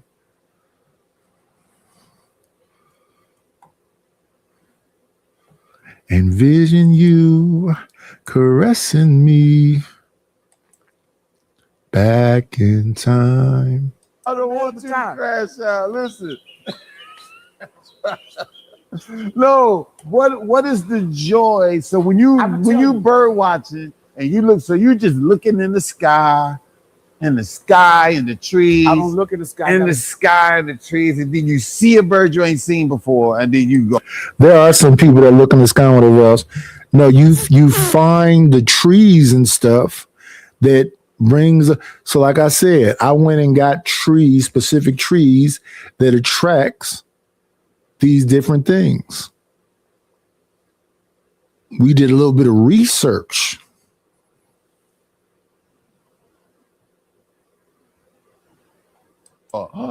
And then no, I do stuff to lure them to my house. Oh, you lure the birds yes, to your house? Shit! I got a bird feeder. The streets is over, son. I got a bird feeder. Since I'm telling y'all, I never got a bird feeder, but I had plants and stuff that attracted them. We had lavender. We had a Japanese maple. We had a what's that red thing was called? We had roses, because the roses was for my wife. We had two big. Those was the biggest things back there. Those rose bushes. And some of these plants I don't even remember, but they was all around the yard. And of course, Biscuit tore most of them up. We gonna move forward. Ain't nothing wrong with loving nature. Ain't nothing wrong with loving life. You got to be able to have a zen space. But if you think about it, Deanna, if you think about it, I don't remember the whoopings as much as I remember the lessons and the things that she was telling me. I don't remember the ass whooping. Once you forget about that, but then you think about don't do this and all these other things. I think that's kind of sticking with you more. I mean, but those ass whoopings made us who we are. You know what I mean? Like if you really think about it, back in the day, I mean, us growing up wasn't a lot of serial killers and the stuff. I mean, that's black people way of thinking. You say it made us. I disagree. People just be saying stuff. Have you seen YouTube, sir? I know people don't like to call it serial killing, but what is drive-bys where 5 people die? What is that? You remember the movie Colors and Boys in the Hood and Menace to Society and all those movies right there? That was based on some stuff that was happening if you do the research. These cats was beefing with each other and going back and getting some more.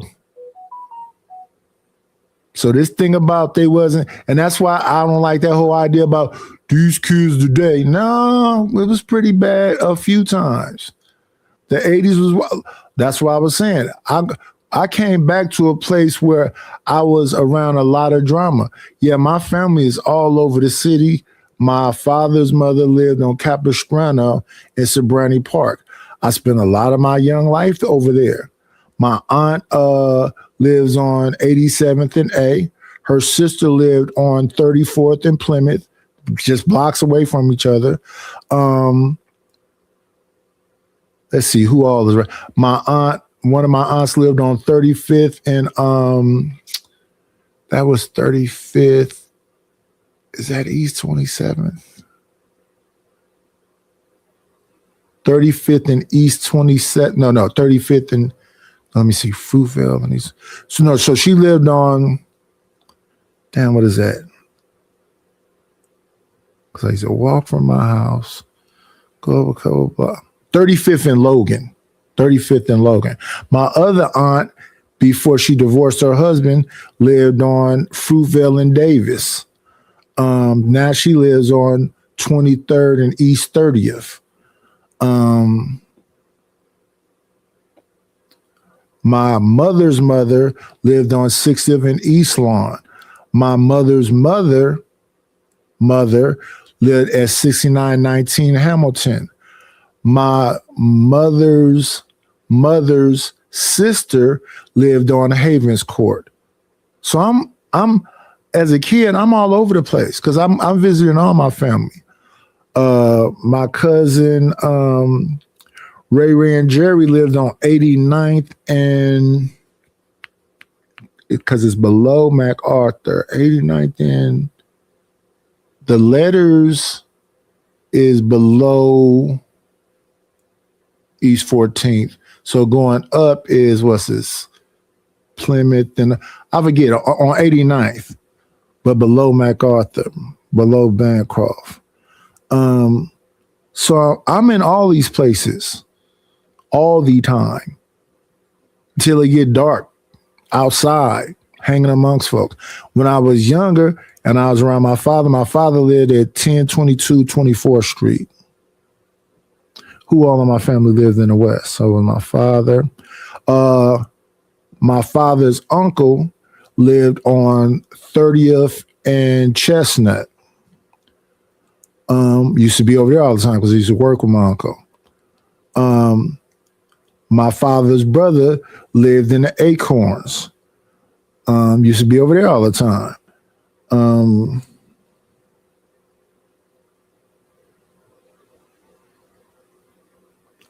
Then my mom, my first memory of where we lived was 73rd and Fresno. Then we moved from 73rd and Fresno to Spencer Street. Then we moved from Spencer Street to 65th Village. Then we moved from 65th Village to my grandmother's house on 60th and East Lawn. So I went to Lockwood Kindergarten, Lockwood Elementary, and then my first year at Havens Court, 7th grade. Then we left for a minute and moved to Hayward. So all around the city. So when people used to be like, oh, yeah, you was set hopping. No. When I lived with my father, then people know me. We outside breaking open fire hydrants and playing in the water. All of this stuff. Summer after summer. Going to McClymonds swimming pool. So then people over there know me. Told you when I was way younger, I lived on 40th and West. I was super young, and them kids used to take me over there to Gaskill, and so that's North Oakland. Then one of them older kids would bring me back home. So the whole city. But as we are. Yeah. I'm pretty sure Jeff Bezos never got an ass woman in his life. So. No, I get that. I understand that part, but still, there's in the midst of poverty and in the midst of not having an upper hand in society, not being So I don't think that the whoopings, because folks wasn't getting whoopings back then. Folks was getting beat.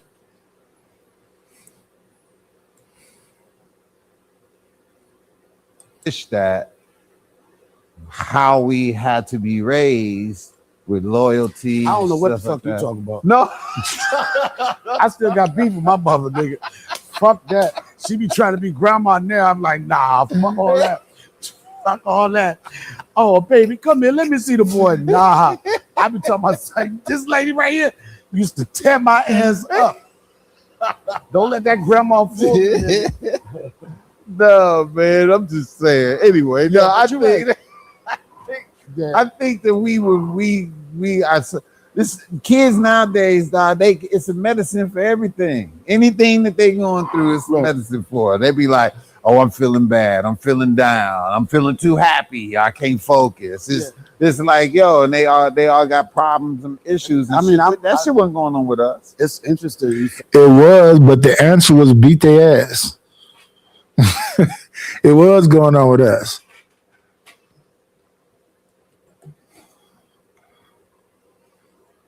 Say that because I was having somewhat of that issue with my son. You know what I'm saying? I don't care. I think almost any little black kid gonna have some form of ADD or ADHD. Yeah, like we did. And then it just wasn't no name for it. It wasn't no name for it.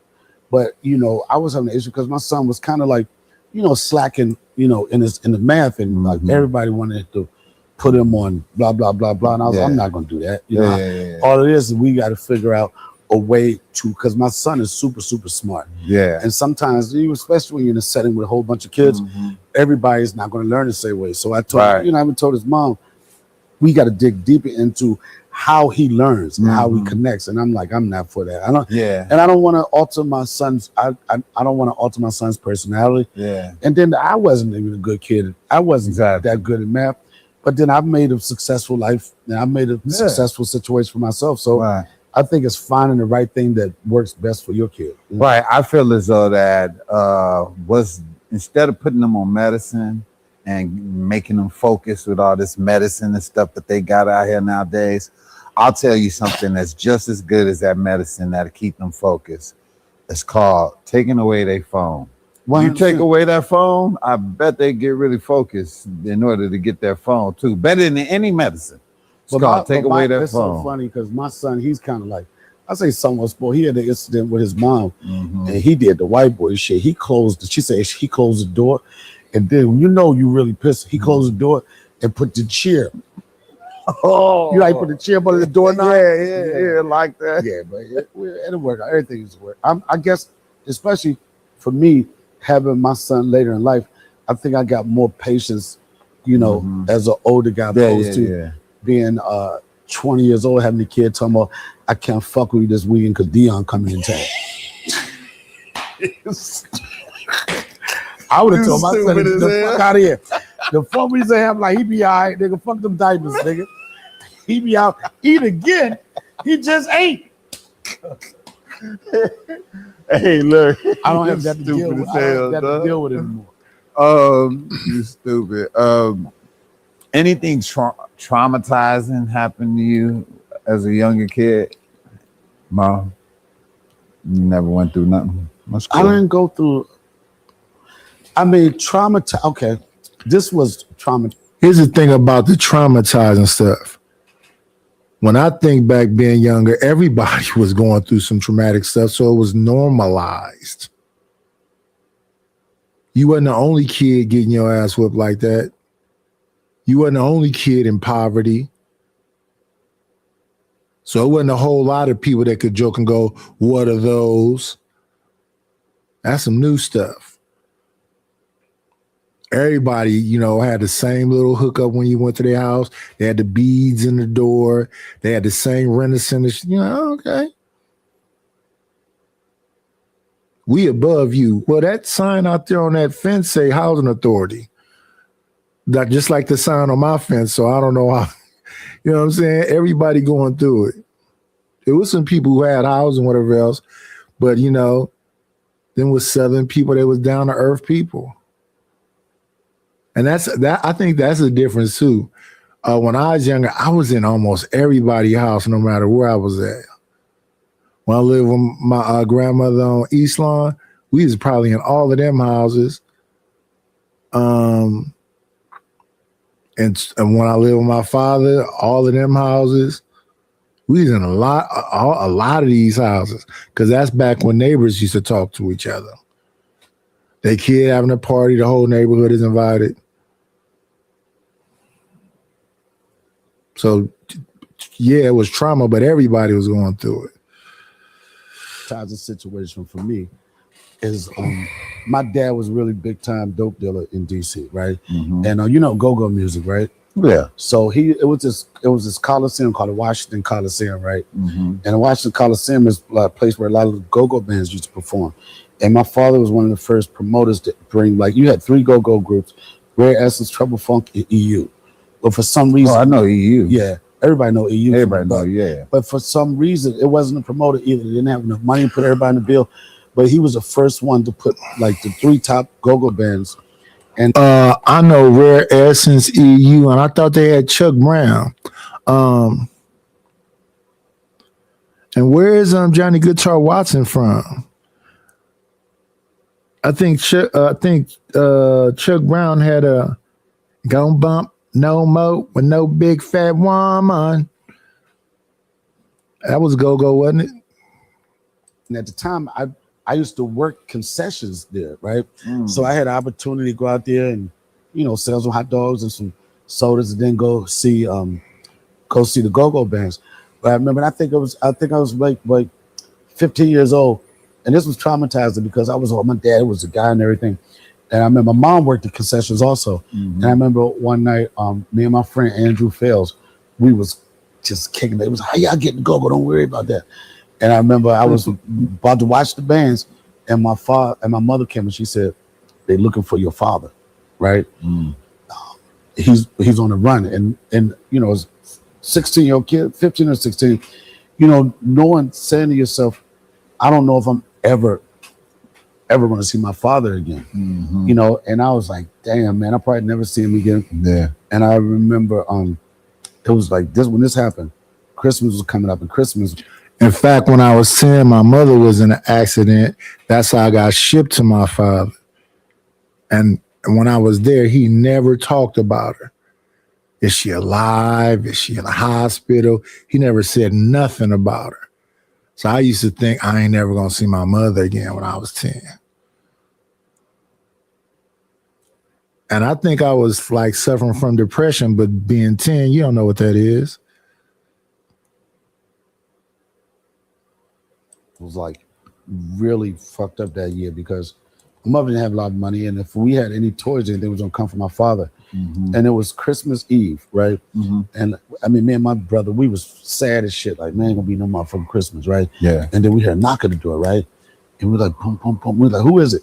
And my father, I remember he's always when at the door, he'd be like, it's your father. And you, when I tell you how we lit up, and he came, he came and saw us before he went on the road, went to Jamaica, was living in Jamaica, getting money, doing shows in Jamaica.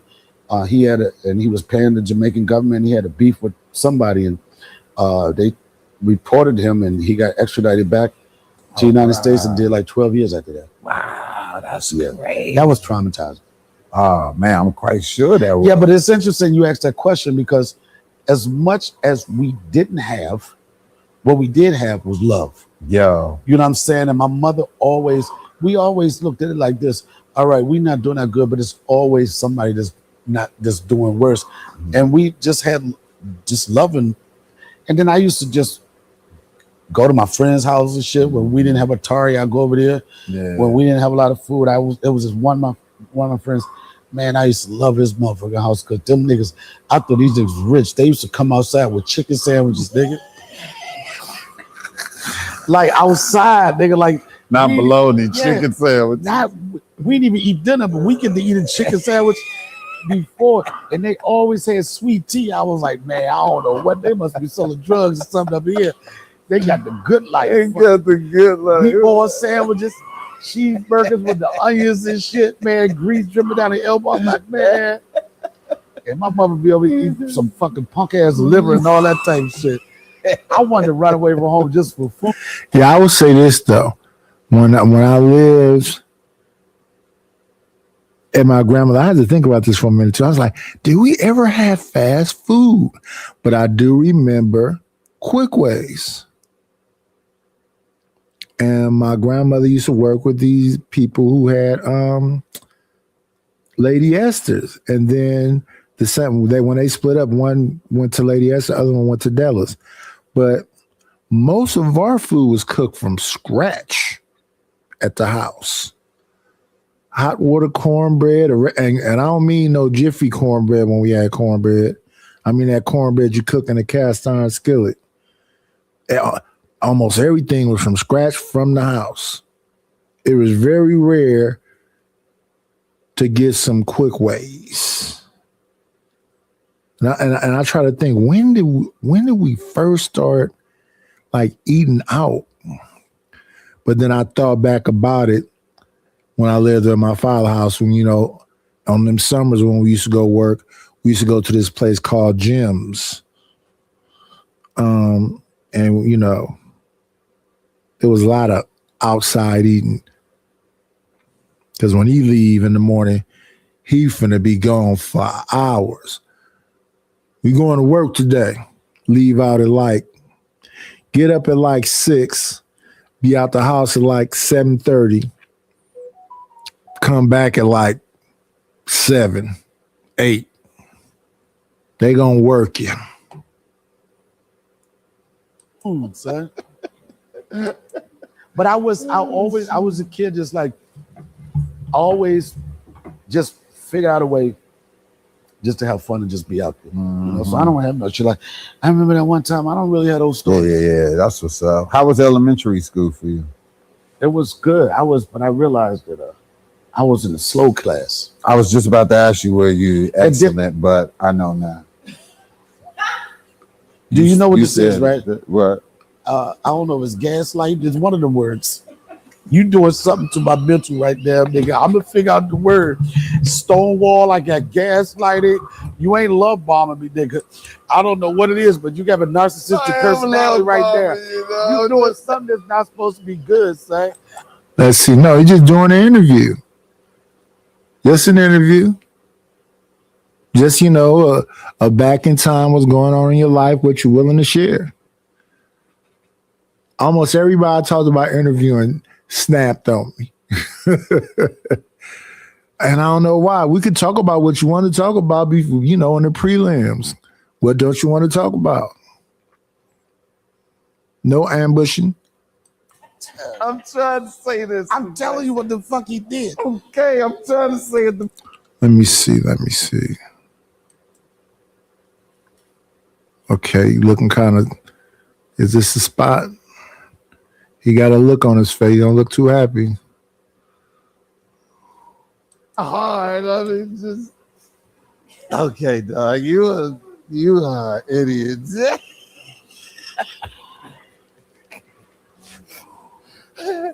Oh, golly. Oh, we got a new way. We got a new way of sweeping.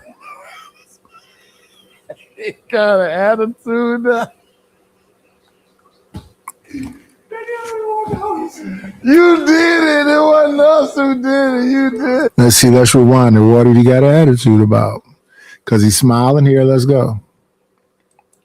Yep. Nigga, that's funny as hell. Oh, man. What's your first job? My first job, I worked at an orthopedic appliance. What? Yeah, it was like in DC. This was in Alexandria. They had the summer job program, right? In DC. And it's a summer job for orthopedic. orthopedic? What it is like you have different companies, right? And then I don't know if they got some type of tax write-off or something if they hire people, whatever. But I worked for this company and we used to make shoes for you know how I ain't trying to make no fun of this, right? You know how you see a nigga got one big ass shoe, right? Then one regular one. That's what I used to do, son. Used to make the big for the niggas that walk. You know the niggas walk like this. We made them niggas walk straight, son. That's what we did. Orthopedic appliance. Used to make the shoe. Yeah. You had to you had to take the sole off. You had to add this extra rubber and glue and shit like that. But that was the first job I ever had. What? Yep. Other than that, I used to do like odds and end jobs. Can you make one of them shoes now? I couldn't make one now. No, I wouldn't remember that. You had to have the certain materials for it, right? You have the brain capacity. I smoked too much weed. I want to remember that. That nigga said, nigga, my lip was harder than when I came in. Your ass ended up making a vase. But I used to do, before that job, I used to always, that was the job where I guess you say I got a check. But I always used to hustle. Like I used to work in the barbershop. I called that a job. Yeah. I was the dude that swept up the hair. Oh, yeah. And then when, when the drug boys come in there, they want somebody to run to the store and get I didn't shit. know this meant sweet. You know what? When I did that, just letting you know what, just so you know, just letting you know what you did. Well, I remember. Didn't know this meant sweet. Charlamagne the God used to sweep up. Charlamagne swept too. That nigga DJ Envy, Breakfast Club, them niggas sweep. Them niggas sweep too, son. They sweep with a twist, nigga. I would just sweep it like this. They twist. They how you gonna sweep like this, nigga? Yo, man, this shit on the shelf. On the shelf. And then he'd be like, boom, I ain't got no more cupcakes to stack. He was a comedian and he would give us free tickets to the comedy show. Come to his show. So we used to go to the comedy show. Nice. And I went there. I started heckling and roasting niggas. And then I started getting popular. From roasting niggas at the show. And they'd be like, yo, is that, they would say, is that police nigga for the groceries? Fuckers, man. Hey, man.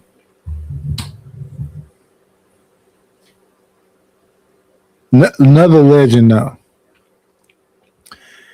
Used to be on The Wire.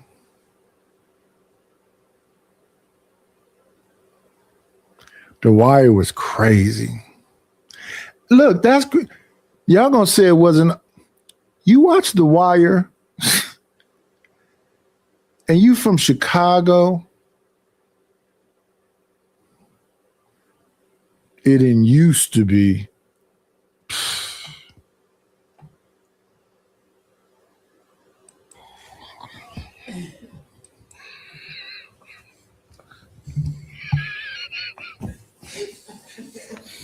Is that the security nigga, brother?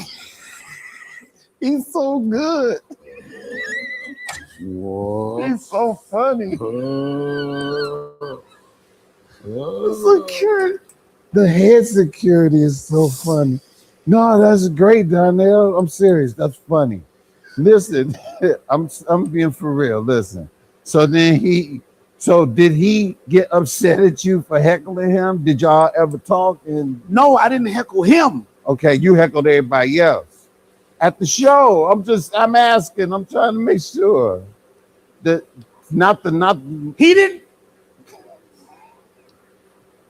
he didn't get mad. I started drawing the crowd, nigga. Right. Yeah, exactly. People started coming. They was like, where's the police security nigga? Is he gonna be here? And he brought me on. I tell you what happened. I finally. Go ahead. I'm listening. I swear I'm listening. Are you gonna be serious? Yes. I would go heckle, and then the club owner wanted me to shut up. So they said, won't you go on stage? I didn't do it that week. And I said, nah, I'm gonna come back. And the crazy thing is, because I was going there for months, and people started coming to listen to me heckle. They was like, that asshole dude. And finally, I went on stage. And the first time I went on stage, I caught a standing ovation. Really? Did you write material? Or did you just roast me? I did. But I didn't know anything about writing. Right. I thought I was like, okay, boom, Michael Jackson, I can get 2 minutes out of that. Right. Boom. And I thought I had like 30 minutes worth of material. And I even tell people when they first started comedy, like, I got to write. I was like, forget your notepad right now, because it don't matter what you write. The first time you want to stay, you're going to draw a blank. Yeah. It don't matter. The more you prepare, it's going to go out the window.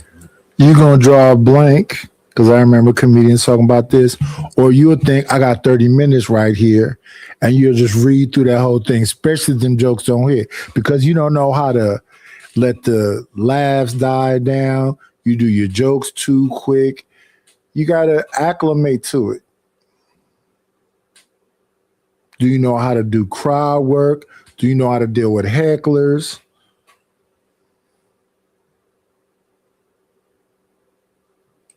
And something's going to click in you that your natural funny going to come out. I thought I had this material. I remember something clicked. I started joning on niggas, and then I went into my material, and then the room just, the same hosted dude, he was hosting that night.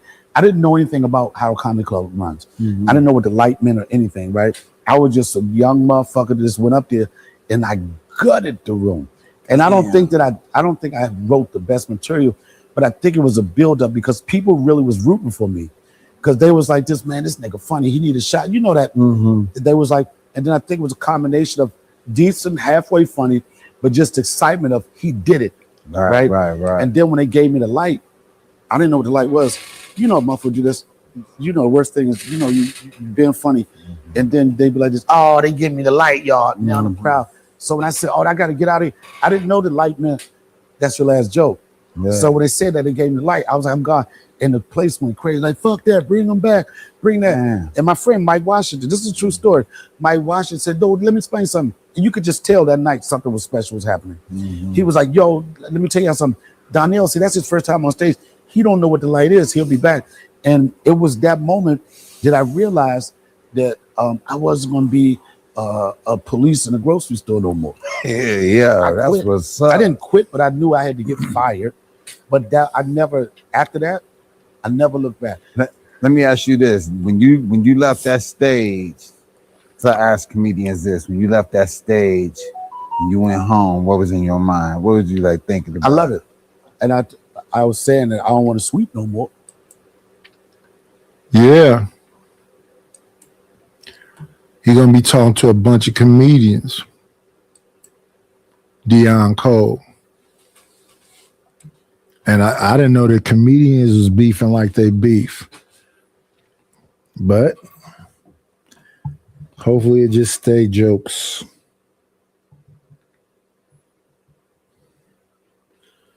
Ishalat. Mr. Donnell Rollins, Ashy Larry, and Deion Cole. I wish he had some timestamps though. Let me see. And he don't. Because there's a part in here where he asks Donnell about Corey Holcomb. So we're going to jump forward, though, because you don't want to use all of somebody's content.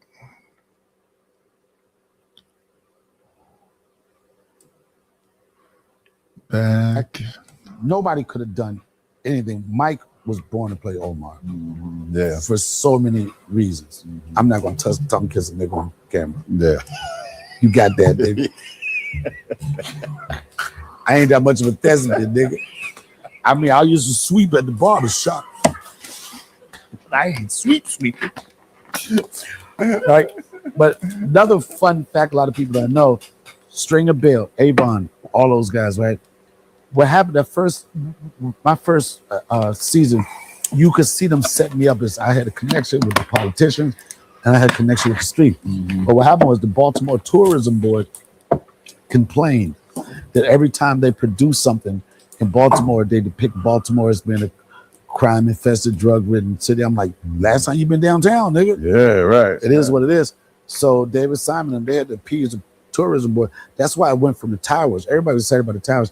Then they took the storyline to the docks because they had to shake. They switched the whole shit. God. Then you see shit like that. You could be down with something like, oh, writers they switched the story arc. Yeah. And so once that happened, my character was done.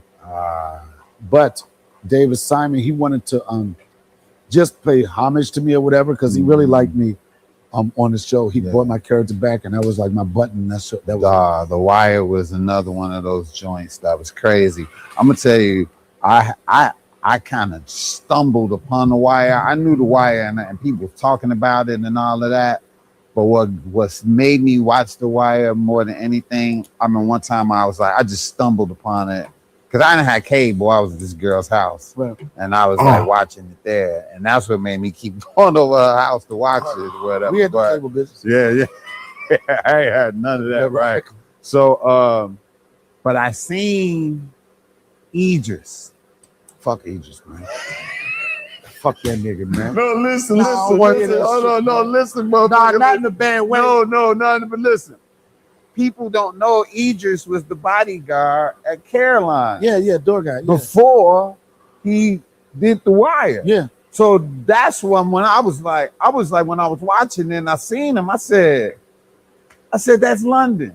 Because we used to call him London, because he had that London accent. I tell you what, my big we was like this. We like that's London from Caroline. Right. Like that's what made me start watching The Wire because I was like, yo, London made it, and then he kept being on there, and I was like, man, yo, London. Fuck about no Idris, man. No, but I'm gonna tell you why. Tell you the truth, though. I said that's when I started seeing you. I started seeing you and everybody. Why? Because, first off, I was a Def Jam comic, BET. I'm on The Wire. You on The Wire. I think I'm the shit. Yeah. Right? And I would go places, right? And chicks be like this. So they'd be like, oh my God, was you on The Wire? I'd be like, yeah. They'd be like, can you introduce me to Idris? I'm like, bitch, if you don't get the fuck out of my face, fuck you and the string of bellettes. Yo, man, I was so mad. When they killed that nigga, I called all them bitches. Yeah, where you mad at now? That nigga was, I'm about to be an international movie star, nigga. I hated that nigga, man. They was like, he just did. I was like, yeah, but I was so, I'm telling you, it was so crazy because nobody knew what Idris and Wood knew. I remember one time I used to do a comedy night. I brought Mike, Wood. I had damn near, and I know people go back and look at it. I had all the top stars of the Wire, and you probably remember Footprints. Freddie Ricks, you don't remember we used to have all the rooms. Yeah. Freddie Ricks had a room on Tuesday. I had all the guys there. Yeah. I remember Freddie Ricks. Yeah, good guys. Yep. Yeah. That's crazy, dog. Yeah, that was an epic show, man. But yeah, that's when I started watching it. And then when I saw you on there, I was like, yo, Darnell on there. Like, yo, because I heard people saying it, right. But I didn't like, I never had a chance to see it though until I did. And I was like, yo, that's crazy though. But that's great, dog. That's great. And I just want to say you had an excellent performance in the animation Soul that won won the Oscar, all that, man. You and Jamie Foxx, dog. Another, like, God damn, this nigga pinned. But you feel this in the sense of Dave has this quality too, where you guys can listen to the silence. Yeah. It don't disturb you. Yeah. It don't get you rattled. You ain't gonna need it, really. You ain't gonna. Yeah, that's the thing. That's when you next level.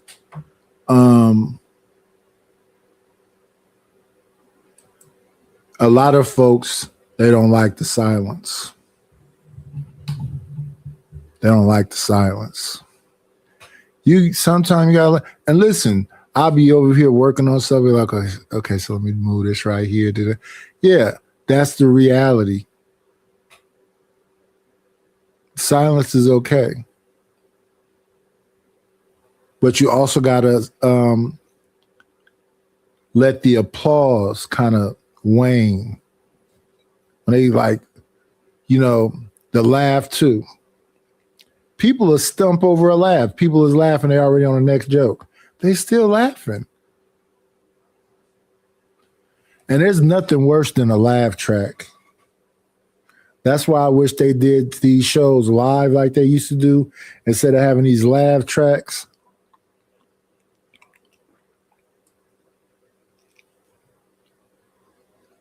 But shout out to the people that can be in just a room with just cameras and no audience and tell jokes without nobody laughing. Canned laughter. I might have skipped past the Corey Holcomb part. Nigga, you stole my joke and you're doing it at a bowling alley.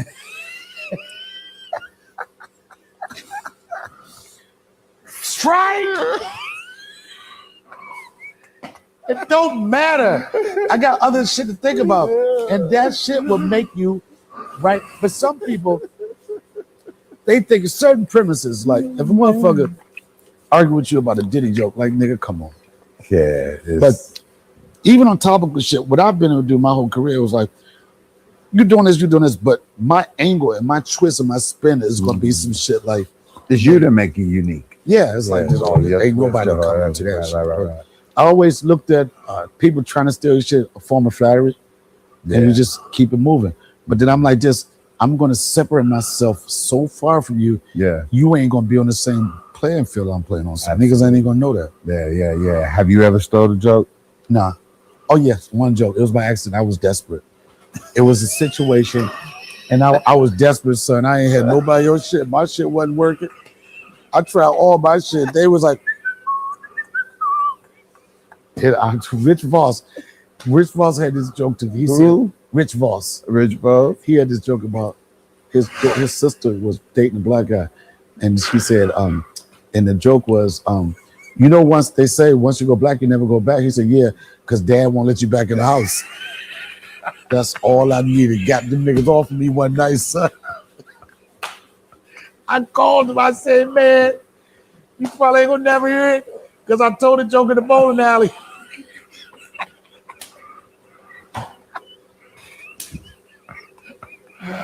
I told him in the bowling alley. I had to get these niggas on it.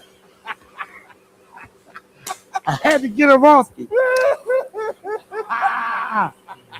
Oh shit! Oh, dog, that's crazy as hell, dog. Oh man. I gotta ask you this. I ask everybody this, but you're a very likable person. Everybody love you. Charming. Charming and shit. You're a great person, but I'm quite sure there's some people that don't like you. Okay, let's address it. I'm just asking. Corey Hook was not a fan of mine. Okay, so I didn't miss it. Here we go. Used to be a fan. Yep. Not a fan. Dude, that whole situation, I still don't understand what happened. I don't understand. Here's the unfortunate. Happened? What would happen? Here's the unfortunate thing about that situation. You know my demeanor. I don't really fuck with people too much. Right. You see me, I'm always, you know, I only fuck with about and CH was one of the people that I would talk to distant. And then, you know, he has a platform. Yeah. And there's a lot of fans that love him. Yeah. They love his point of view. Hey, one of the funniest motherfuckers in the country. He built the crowd. He got a following. I think they call him the 5150ers. Yeah. Whatever. And they serious. So much when I go when I go to the show, I know who they are. I can look at it's stupid. Take laughing at me like this. You're 51 people, right? And then I will say, like, people can say they want to say, I have a sense of loyalty toward Dave. People can say whatever they want, you know. He's done shit for me. I've done shit for him. As much as he gave me a platform on Chappelle's show, when he put me in the game, I scored like a mug. So, like, that considers my brother. So, and then I just didn't understand how I felt. And I'm not going to drag this shit, but I just don't understand. Like, there's this phrase they call it, like, nigga, who asked you? Nigga, who asked you? And it's like, it feels like, for the most part, in that situation, anybody that got a certain level of success, it's an issue with it. Now it's an issue. If the issue is this, or this person, if he's got this, he sucked a dick. If he did this, he got fucked in the ass. If did the backdooria or whatever you call it. And this is what I don't understand. It's like all these motherfuckers see the problem is, but here's the thing. You was one of the first guys accepted by the industry. You was on Last Comic Standing. You was in good grades. You had agents. You had all of this shit. You had everything that motherfuckers wanted for some kind of way. I don't know what that relation was. Now, he said if he was in 5 productions, and then we went and looked, he's been in 5 productions. I mean, I don't, but this is not new. Corey been since listen, Fox Soul days, Dash Radio days. This is nothing he's saying is new. He been talking about who's suspect for what's this, 18 years? Because I think the Foxo was 2008, 2009, something like that. The same thing that you was a part of. Now it's, I ain't saying fuck or suck nobody, but you know what Hollywood is. You know what I'm saying? You know it's games people play. You don't play them. Motherfuckers choose to play, they don't. Now all of a sudden it's fucked up. And anybody that has a amount of success to just put that down to like, or they had to do something. What about talent, nigga? You that don't account for anything. You know, I just that not just him, but anybody. So why shit on a motherfucker? motherfucker, get it. Okay, you can say something. Well, maybe I need to change shit on what I'm doing. But then for that fan base, I'm like, oh, what you doing? Man, all that dumb shit about you got to do this or anything. Anything I've gotten in life, whatever, it's been for hard work. I've heard no's. I've been rejected. I know what no feels like. I know getting this close to a bag and they said we're going in a different direction. And even when I was going through my shit with it, even like we had an incident where I was at the Laugh Factory and I was leaving. The story he wants to tell is, oh, Donnell knew what was going on and niggas be afraid of. What? No, I'm just saying like, oh, he got a problem because he had a problem with me because I was going on after him and he thought that, nigga, I don't give a fuck about that. In this business, motherfuckers will tell you, I'm a hard act to follow. I'm going to do it. Do whatever the fuck you want to do. I'm still going to take it a notch. You getting people, no, nigga. I was prepared to get triggered because it's the same shit. If you did this, you must suck dick. You bring your podcast shit to a platform. No, niggas ain't. And I got offended. And I did yell out at the show. Yeah, I seen that. I yelled out. People, this is the bullshit. Motherfuckers say, well, you know, you're not supposed to yell out to a comic on stage. I'm supposed to give a fuck about a nigga don't got respect for nobody? Say whatever the fuck you want. You ain't supposed to yell out. I know I ain't supposed to yell out. I did. Right. Then you try to hit this whole, you mild. When he, on that video, I just gutted this room out. When he was like, well, he bullshit comedian. Guess what? He couldn't get nobody to ride with that. Wasn't nobody like, yeah, he is whack. He could. They was like, nah, nigga, this nigga just ate the stage up. And that's unfortunate that has to happen publicly. But I didn't watch just Donnell alone on stage. Donnell is savage. That man is funny. But look, I done gave y'all 2.5 hours. Appreciate my Reed and Dub for coming through today. So I mean that some of y'all know where I'm at. And I appreciate y'all. But you know, it's about that time. Let me hit my favorite little button. We'll shut this motherfucker down. Hey, be great.